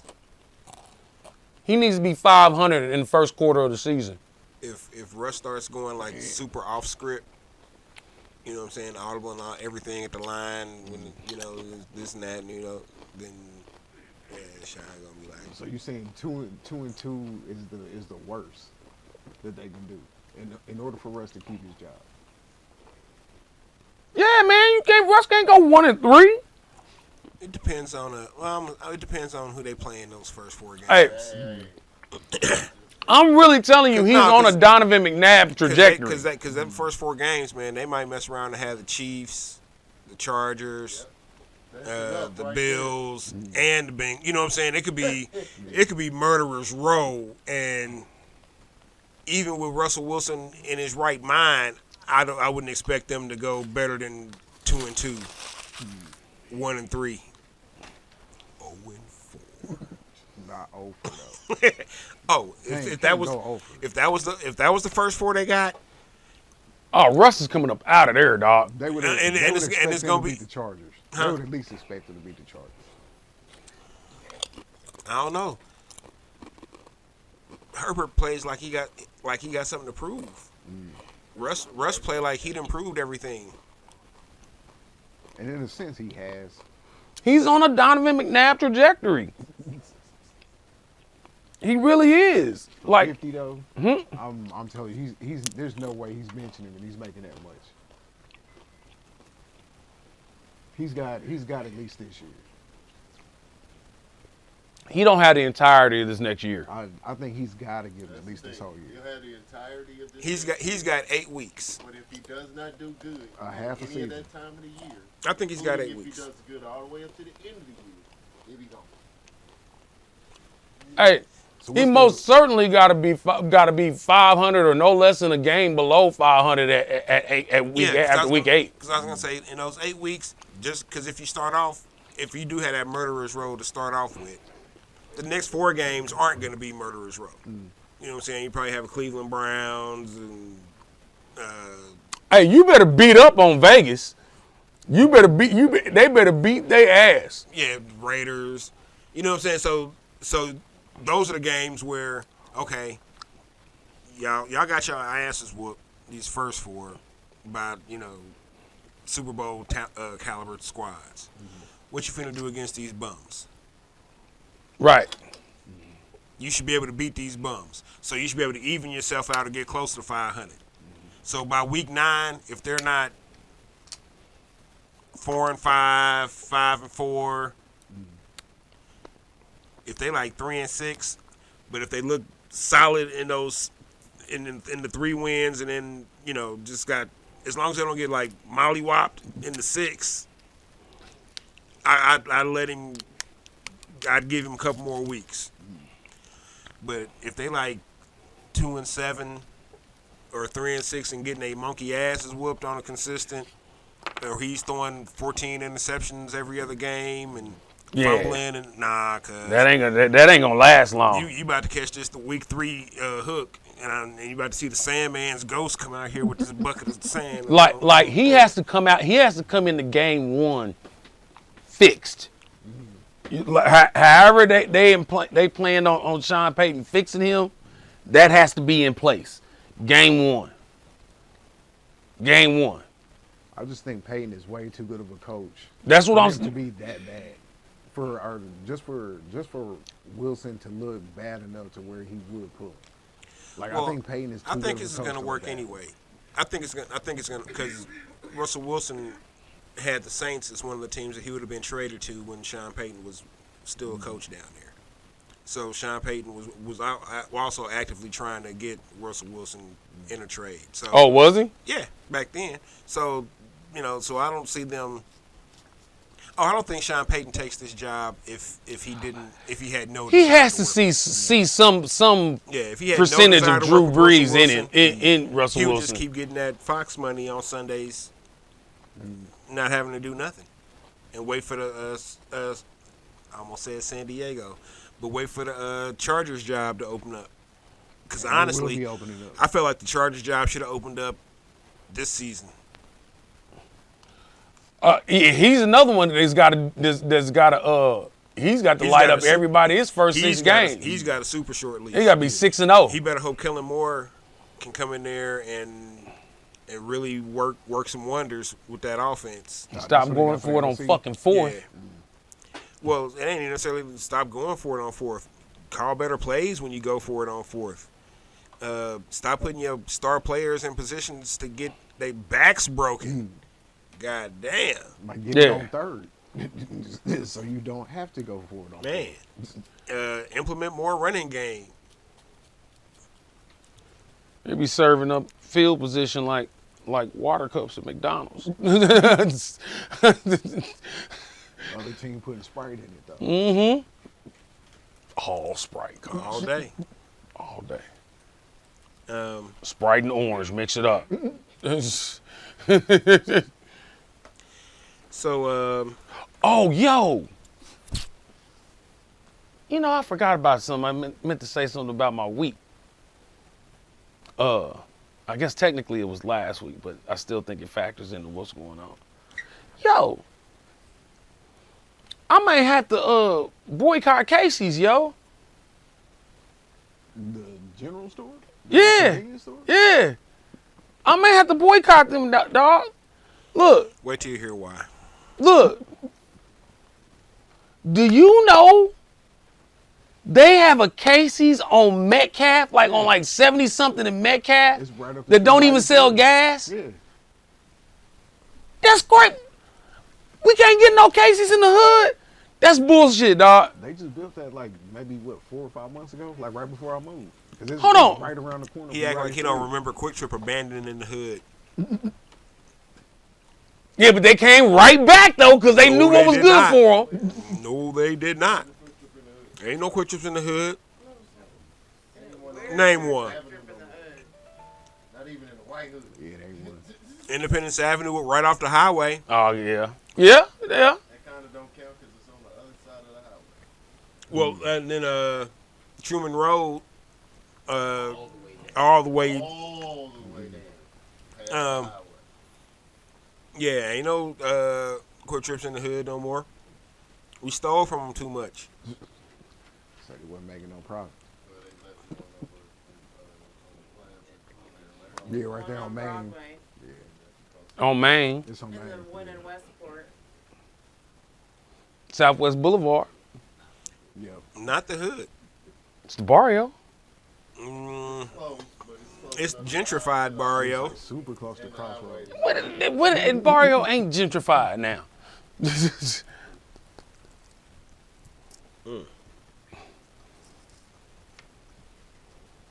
But hold on. But my other point to this was, like, I got other subtle little hints that like they didn't want niggas to come into the store.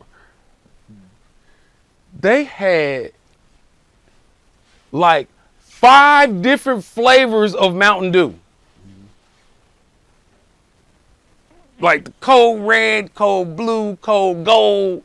Is that good or bad? I've never seen that before. I ain't never exactly. You ain't never seen that before. I mean, I don't know how we're supposed to be judging. If I don't know what. I see different flavor Mountain Dews all the time. But Mountain Dew ain't our drink. Mountain But Mountain Dew is white people Sprite. Yeah, I don't really drink. But I do see like the regular Mountain Dew, then with a Pitch Black, Major Melon. Yeah, I actually tried that one. It tasted like Mountain Dew. I don't know how to just. It all just tastes like Mountain Dew to me whenever I try a different one. No, but hold on. But I went into this store. They damn near gave me the reverse Gates treatment. Hey, having a good day, sir? How can I help you? The reverse skate street. They told you get out. They just didn't hit me with the "Hi, may I help you?" They was like, "Hey, how you doing?" I ain't got that from the Casey's in Belton. You'll never get that from the Casey's in Belton. It's Belton. Okay, hold on. They feel like they got the upper hand on you. I feel like we should at least get one in Grandview. There should at least be a Casey's in Grandview. Either Grandview or Raytown, one of the two. You know what? It's really nowhere to put a Casey's in Grandview. Then Raytown. They wouldn't put one in Raytown because Raytown's the hood. Is it though? Raytown is the hood now. Yeah. But there's still enough poor white folk there for it to be no different than fucking Belton. Oh no, I was gonna say, what's Too that much fucking Negro interaction. Oh yeah, there's plenty of them in Blue Springs. And Raymore and too Lee much Summit and all Negro that. interaction means that if I got to interact with 50 more Negroes in a day, I'm liable to get robbed 2 more times every time I interact with a Negro. So we're going to keep it to where we don't have to interact with hardly any Negroes. Henceforth, Casey's in Belton. Casey's in Raymore. Casey's in Overland Park. way east Lee Summit. Casey's out in the middle of nowhere. Real talk. That was kind of hood though. The one in Lee Summit. It's a little hood. It's a Casey's in the middle of nowhere on the way back from between here and Wichita. They during the middle of the pandemic, I was coming back and I stopped in to get a couple slices, and then she looked at me weird because I had my mask on.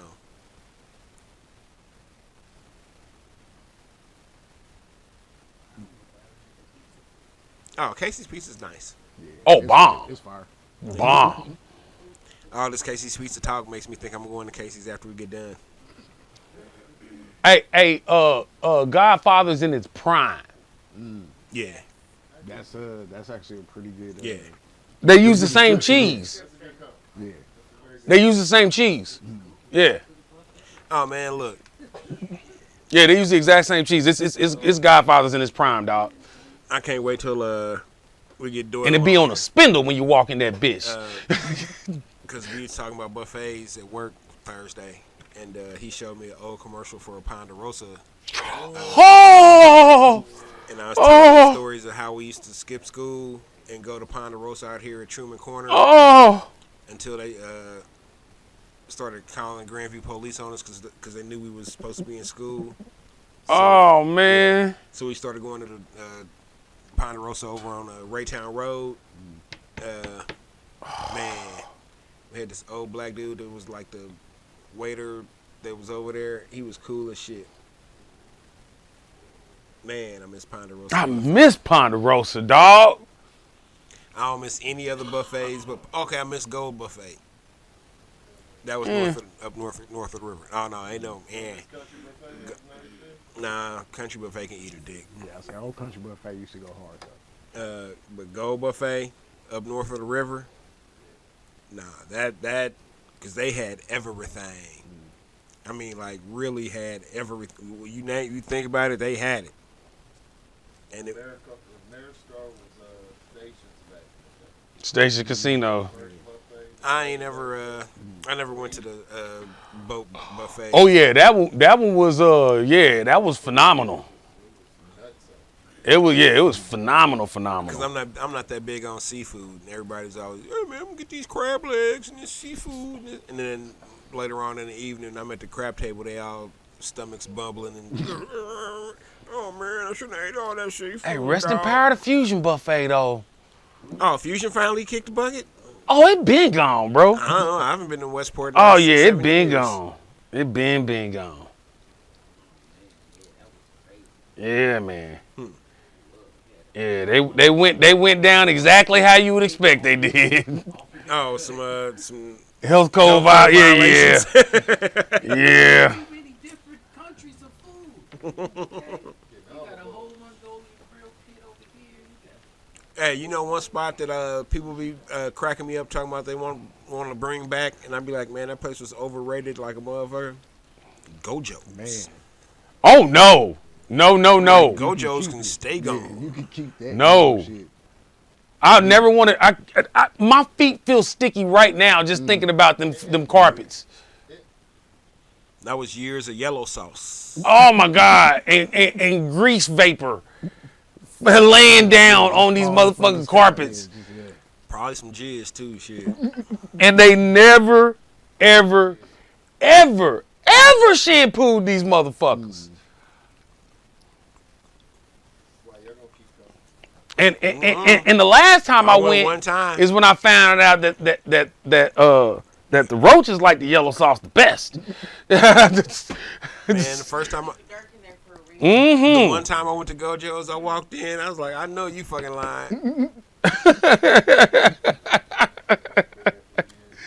Man, Y'all hyped all this up for this? For this? hey, I ain't gonna act now. I ain't gonna act. Hell no. I ain't gonna act too hostage. Now the I don't want to about Hasidity. It just was. no, bro. I'm gonna say the Gojo's first was just time that Gojo's I was went whack. as a teenager. It was a seedy place. Yeah, That's it was the only like way you could describe it was like shit. the erotic city of hibachi restaurants. Yes, it was. You just like, I don't think I'm supposed to be here. I Yo, don't think this but is supposed but- to be going down like Hey. this. Oh. Hey, but I'm thinking for prom. I'm thinking it's right off the plaza. Shit. place. Oh, prom. In the plaza, Yeah, prom. That's perfect for prom because you don't know no better. Mm-hmm. restaurants in the plaza, dirty as hell. Oh yeah, man. Yeah, had no idea. But see, my grown ass was like 27 years old, 28 years old. First time I went to Gojo's, and I was like, man, this place is kind of gross, big dog. Hey, I ain't even gonna lie. I looked at her completely differently after we went to Gojo's because I was like, you like that? Yellow sauce ain't that fire.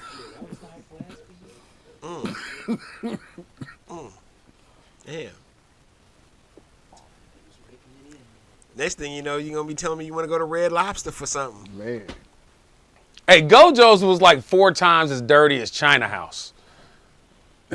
How would you know? The lights were so dark that Over on Broadway. No, I'm talking about on 80th on Spec. China House. man, I'm about to say because China Doll on that they used to be on 43rd. China Dow. Yeah, my bad. China Dow. These 42nd. That place was clean. No, Yeah, because they had to clean blood up out of there every 4 months. I mean, hey, a nigga might get shot. Nigga might get shot over some drumsticks in there, boy. You know what I'm saying? But it's gonna be clean when they open back up. Got this good fried rice. You want some chicken fried rice? Shrimp fried rice? Combo fried rice? You know we do that. Oh, I don't even think they sold pork fried rice over there because there's like because niggas in the hood was like, we don't need no pork over here, cuz. Okay. Oh, we don't sell no pork. No pork. Chicken or beef? No pork. I just remember when I finally got my driver's license, And I was like, man, I'm about to go here to China Down real quick and run in, run out, grab me some. They finally got shut down. I was like, damn. The last murder was the last. It was the last one, dog. Couldn't do it no more. The last body has hit the floor. Damn. Like,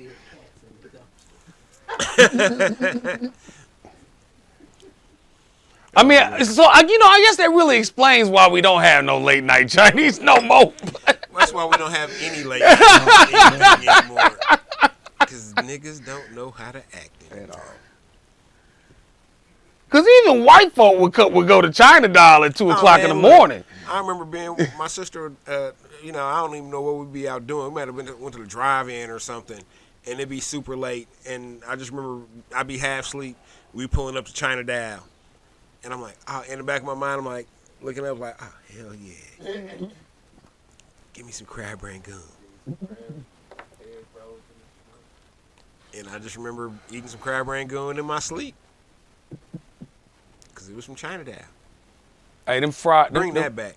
Them fried chicken drummets they had was fire. You know, I'm sitting here thinking, and most of the food places that I want brought back were on Prospect. Yeah, man. Is that the reason why they closed down? Because there's on Prospect? Basically. Possibly. But but it was because of the violence that occurred in or around those facilities. Like Jimmy D's. We can't bring Jimmy D's back as much as I want to. Because Gangsta. 29th and Prospect at 3 in the morning now? Oh. Well, actually, now it might not be too bad because the fucking police station's around the corner. Well, they got that one little late night food spot. I don't know if that's open anymore. Oh, it is? Oh, I need. That's still I need to jerky. go holler at them then. Yeah, it's right across from the. Yeah, I think it's King Chef, something like that. But they have all kind of stuff: chicken wings, lasagna, barbecue. Yeah, it's. Y'all remember that chicken joint that used to be on the corner of 59th and Prospect? Damn, we can't even get a Texas Times out here, Get your dog. fish and chicken. Yeah, get your fish. Hey, get your fish and chicken was fire. Get your fish and chicken. I Yep. always go in and give me a number 3, which was 2 fillets and 2 strips with the fries and the roll, and then I give me a piece of strawberry cake and a large root beer, light ice. Oh, nigga. Oh, Jim's is back open. I didn't realize it was closed. Huh? Jim's is back open. I didn't realize it was closed. Yeah, Jim's Fat Burger. It's open up this week. They open back up this Ooh, week. boy. Shit. That is an itis burger, boy. Smacks, or the original Smacks. Even though I wasn't on Prospect, Maxine's over on Benton. Maxine and them biscuits, boy. Them pancakes. Original Chubbies. Same shit. The biscuits and pancakes. Oh, Original Chubby's down on Independence Avenue. Yeah. that one. Woo. Yeah. Or the one down, Which one had the Yeah. pancakes though? the one on Independence Avenue. The original, yeah. Hold on. Either that one or the first Chubbies on Broadway, not the last Chubbies on Broadway. That's the only one I'm talking about. Nah, original one had the shit. Even though Go Chicken Go is occupying the space now, I wouldn't mind if they brought back Brown's Chicken. Oh, wow. What about the one over on 20? What was that? Over Cranbrook? That's the one we used to What, Brown's Chicken?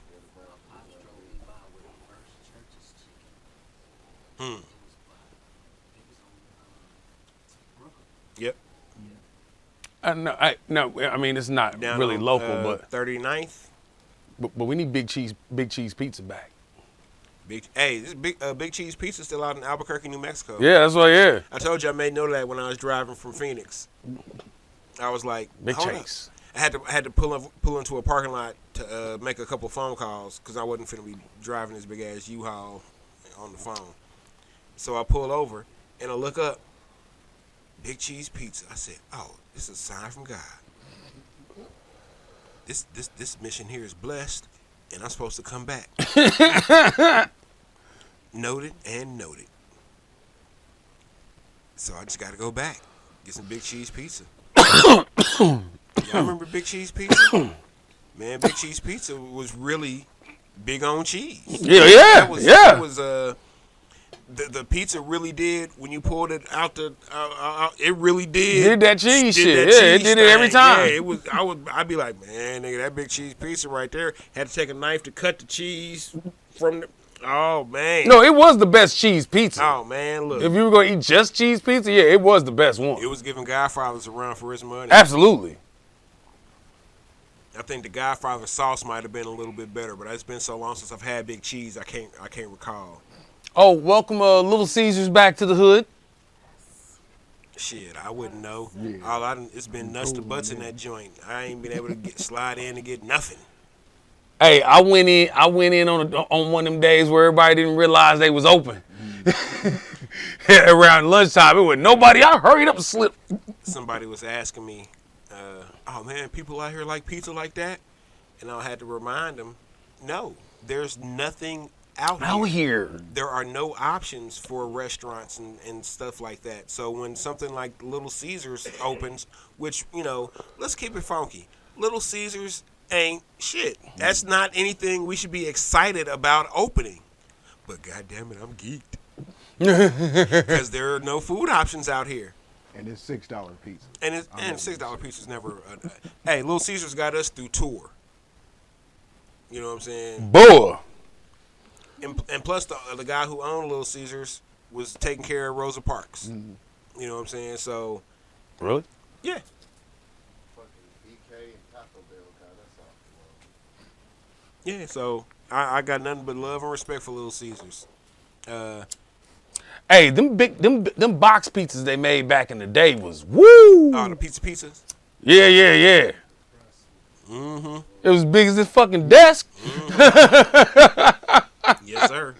Cutting them big ass squares. Hell yeah. School pizza party. Boy, school pizza, it was lit. Oh man. Lit. School taco salad day. Lit.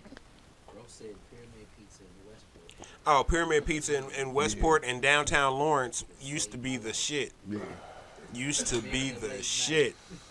Man, look. Facts. Y'all didn't get y'all bucket stars though, did y'all? Oh yeah, I did. Oh shit, right here. My mom was a teacher. She had all the buckets I could. You motherfucker. Oh, I didn't get them for free. I still had to read. You have to earn it. Matter of fact, I had to read more than one book to get one fucking pizza. Yeah, that was, huh? Antonio's late night too. Hey, I was busting You know- their head every Tuesday. I was never really a big Antonio's guy. Yeah. Really? The pizza was decent, but I just never liked going over there because there was always some bullshit going on. Always. Either inside or right outside. Another one that murder changed closed. Emporium or something was going on, and yeah, I go outside while it's prime time for Antonio's. Give me something fresh. A gourmet slice and some of them potato rounds, It is. and potato slices. Oh my God! Gat lived over there, so we was just on over. Oh man. Yeah, my late night spot was always Jimmy D's. That was yeah, that was my after the club spot, cause you could go get you some good food. You get you a couple 40 ounces of some Coke 45 or some OE. You can sit outside, eat your sandwich, drink your brew. It's a little party going on. It's like Crenshaw. You know what I'm saying? Motherfuckers sliding through high side. Mm-hmm. Chicks is chilling, dudes is chilling. Of course, somebody getting shot at. That was just par for the course. Homie's back mom's ex-wife used to live in an apartment building right by it. We would sit out there and watch everything out their balcony. I fell asleep one night and I'm waking up early in the morning. Oh yeah, man. I used to love hanging out over there. Or on Sundays, on South Prospect and Swope Park. You know what I'm saying? You'd fight through traffic. Well, I don't even want to say you fighting through traffic on Prospect back in the day, because you knew what you was getting into. You driving through that shit. So I just hope you got gas. You must have gas. Because if you don't, you better pull off on 57th Street and dip over and hit up this Amoco or something, because You're not gonna make it. This is definitely gonna be some stop and maybe go. I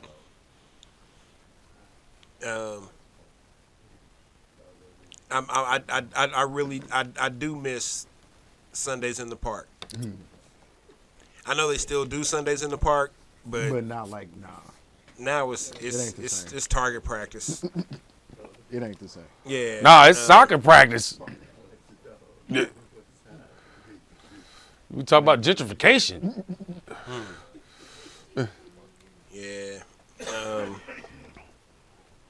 No, I'll actually say, seen more than my fair share of black children playing soccer over in the youth fields. Yeah, I got a couple of nephews play on some teams over there. And no offense, because I love the Nieces on Troost, but the original Nieces on Spec, yeah, let's bring that back. Mm-hmm. That was That was our Roscoe's Chicken and Water. I mean, King Chef, there's a King's Table. King's Table, also fire. Yeah. So I ain't. But mad. they ain't doing them. They ain't doing them But Nieces I hours. I got nostalgia with Nieces. You know what I'm saying? Because Nieces, when me and Smooth were recording the rough draft, or the first rough draft project, a lot of times we'd have to book our studio sessions overnight hours, because that's just when it was, when it would be available and we could be available. So we would, have a session that would start at midnight and would wrap up about 4:30, 5 o'clock, and we all the way out in Bonner Springs. So matter of fact, they'd usually wrap up about 4:30. So, roll one up, smoking. We driving. I'm like, hey man, I know y'all hungry because I'm hungry. And they be like, yeah man, but ain't nowhere to get nothing to eat. I'd be like, nah, we good. As we pulling in the Nieces. Mm-hmm. Because it's 5:02 and Nieces just open. And we'd walk in smelling like big weed. Boy. And Miss Niecy would look and laugh and be like, y'all boys all right? Y'all need anything? And I'd be like, Miss Niecy, yes ma'am, I need, and she knew it. And she'd be like, where y'all coming from? I'm like, well, we had told her we were artists, rappers, and had recording session and blah, blah, blah. And so whenever we'd come in, she'd always, ask how we were doing. Because she knew if we were coming in at 5 in the morning, we coming in from recording. We ain't out here partying too hard or nothing, but yeah. So that was, yeah, man. It's nostalgic over there. Shoot, bring back Shoney's. But just for breakfast though. Just for breakfast, just the breakfast buffet. Was that Shoney's that had the breakfast? Yeah, that Yeah. Shoney's had the breakfast buffet. Yeah, weekend buffet. Yeah, that was I like those little potatoes that Shoney's had, because you could throw a little syrup on them and they'd be right on. And the bacon in the bacon bin used to be the right amount of crispy. Casco's Diner, I would take back too for breakfast. They did a lot of egg stuff. Oh yeah, golly, man, you just a breakfast bummer. No, just 'cause I don't throw scoops of ice cream on my French toast. Don't make me a breakfast bummer. Hold on, I've got plenty of support on the pancakes a la mode, sir. I don't have to defend myself on that any longer. Yes, never had I heard of that until that day. It's fire though. It's fire. They could bring back chicken mac and cheese too. Yeah. Rest in peace, Diamond Shields.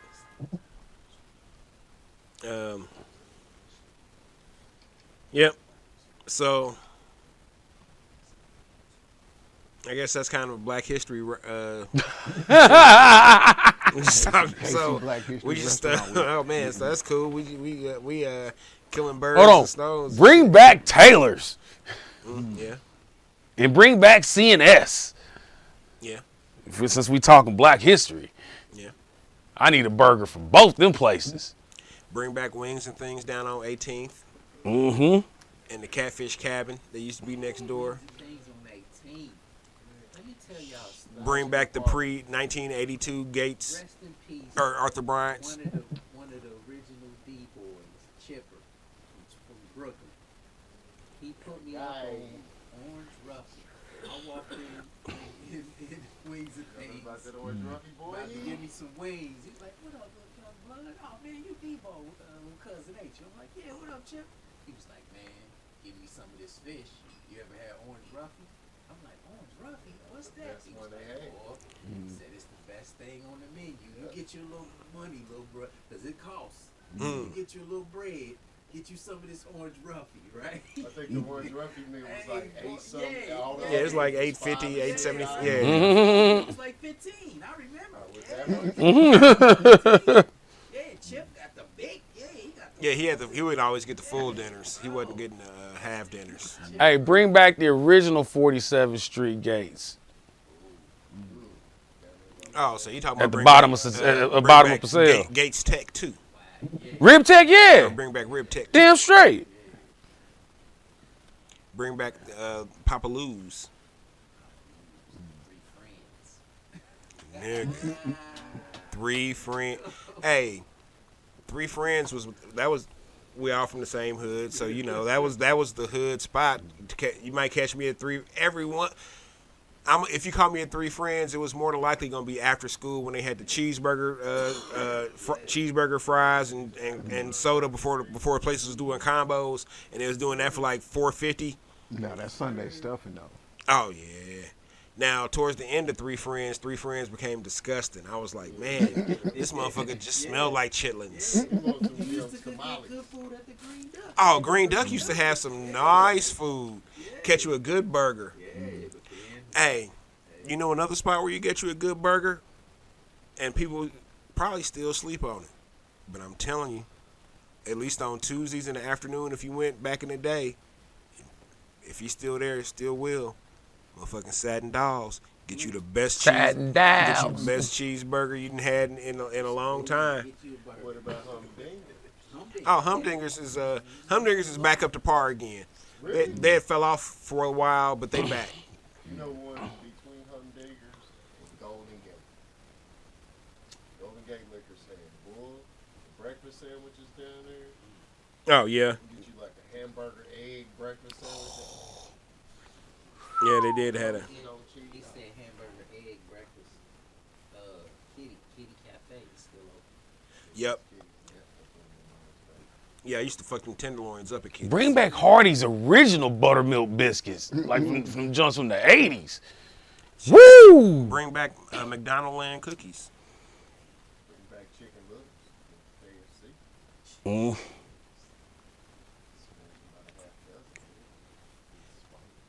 Shit, bring back old McDonald's. When it was real meat Costs too much. and real fries.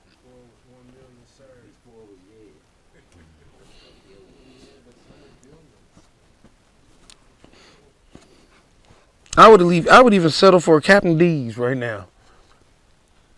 Long John Silver's. Yeah, where you gonna find that? Neither one. I mean, you're not gonna, I don't know. I know Captain D's is still down on Truce. It's a Long John Silver. It's still open? Yeah. Oh yeah, motherfuckers stay cracking. Really? Yeah, I be wanting to go get something from when I'm on break, but it's always the line is always too long, and I'm not finna sit in line in the drive-through line for 45 minutes for no goddamn Captain D's. But the motherfucker shut down like every 4 years. Somebody catch a RICO charge out of there or something. They yeah, they still open. Yeah, they still fucking around. And there's another little spot across the street from them called Finger Foods that that's pretty decent. I had to tell him ease up on the salt. I was like, God damn, I got HBP, man. Are you trying to kill me? I was at Jay's Chicken picking up some chicken for somebody one time. Sorry to hear that. Like, man, what is all this on the what? That's the lemon pepper. Lemon pepper. Man, I got high blood pressure. Y'all trying to kill me, this motherfucker. Oh man, and nigga, Sprinkle that lemon crack. pepper's good for you. But Jay's ain't too good for you, allegedly. Nah.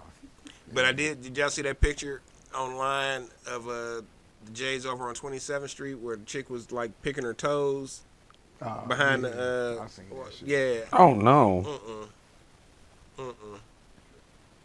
Nah.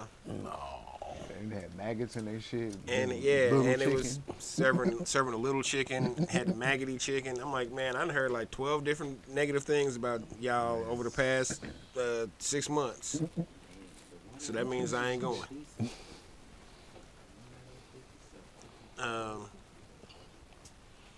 Oh shit. You remember the spot that used to be on 43rd and Prospect, El Capitan?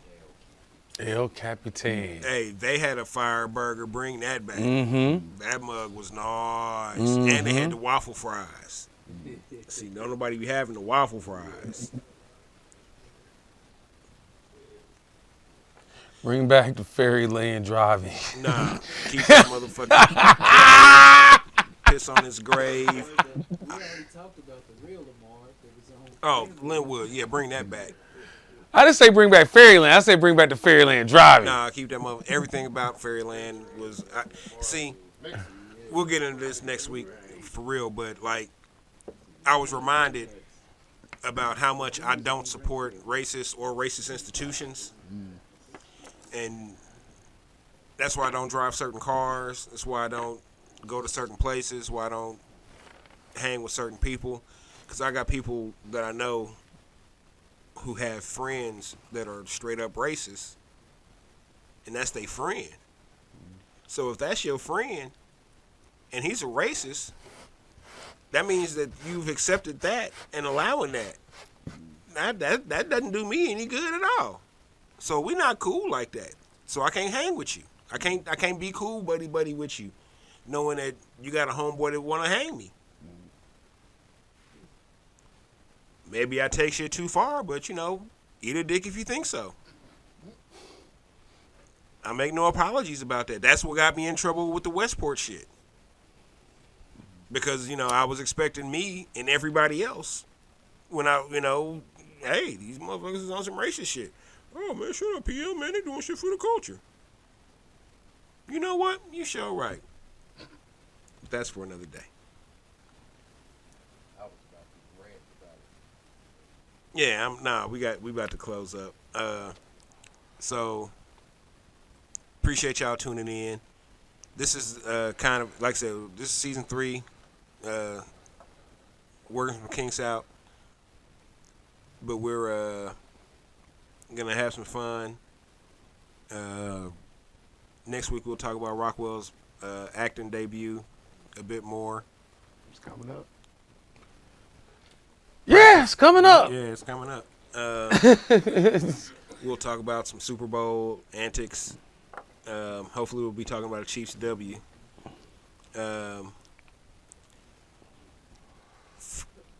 We're gonna. Hold on. That was really weird for you to say that and to not be some kind of like inside joke or some shit like that. What, you doing pornos or something? No, possibly, but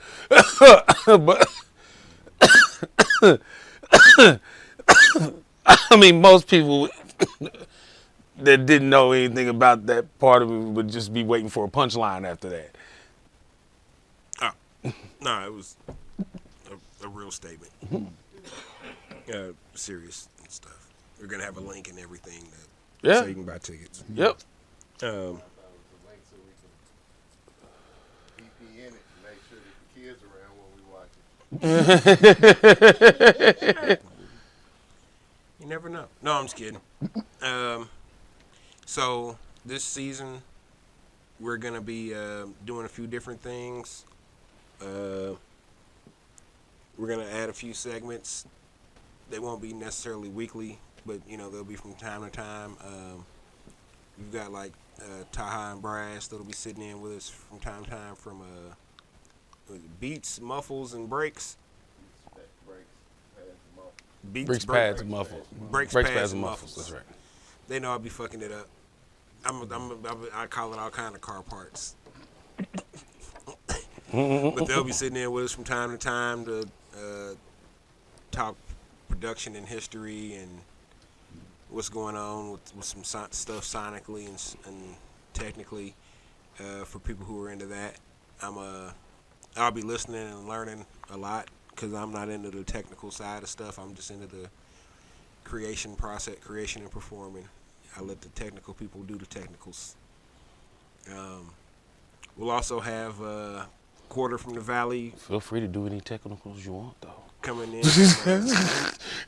from time to time with the legal trap report to talk about the legal trap now, because the trap is legal.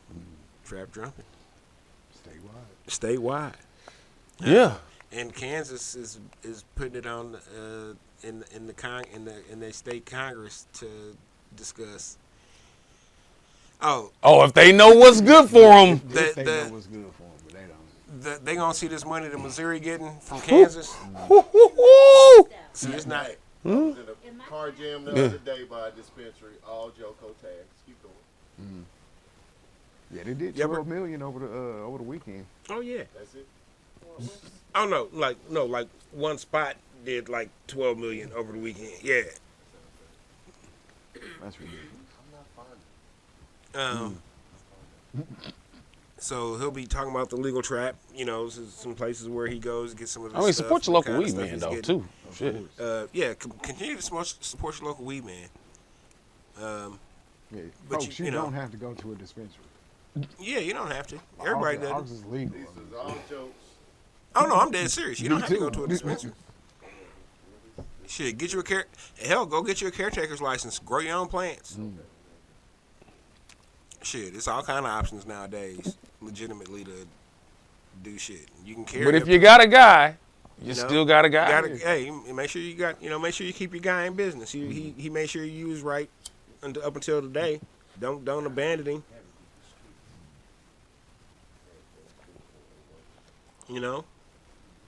Shoot.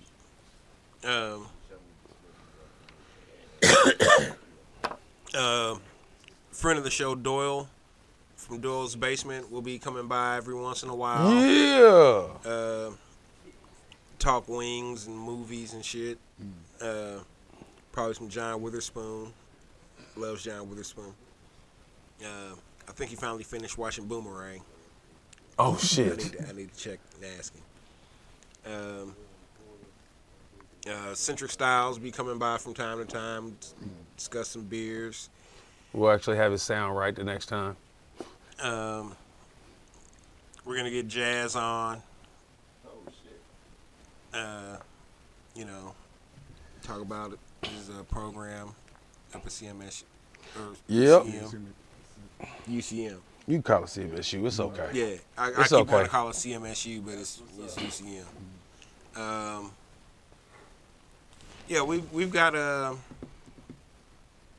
DJ Buddha Palms and Rockwell. They're the groundkeepers, so they'll be keeping the lawn funky. Funky Fresh First Fridays. We're gonna have a super sneaky second Saturday coming up here pretty soon. Hopefully with some live art Fresh. at a outdoor facility. And last but not least, we're on countdown for the launch of Lawnarchy.com. So you'll be able to get all your lawn fixings and stuff. Call them lawn clippings. Lawn clippings. in one spot soon. Looking forward to that. Get about your lawn. We'll have shops with clothing and knickknacks and patty wax, and bones to give your dog. You're not gonna have none of that shit. We will finally have one concrete landing spot for you to go to, and we can just tell you to go to that motherfucker instead of making sure you have the link. You can just type that motherfucker in and get there. Yipper. So if you're out and about, be safe.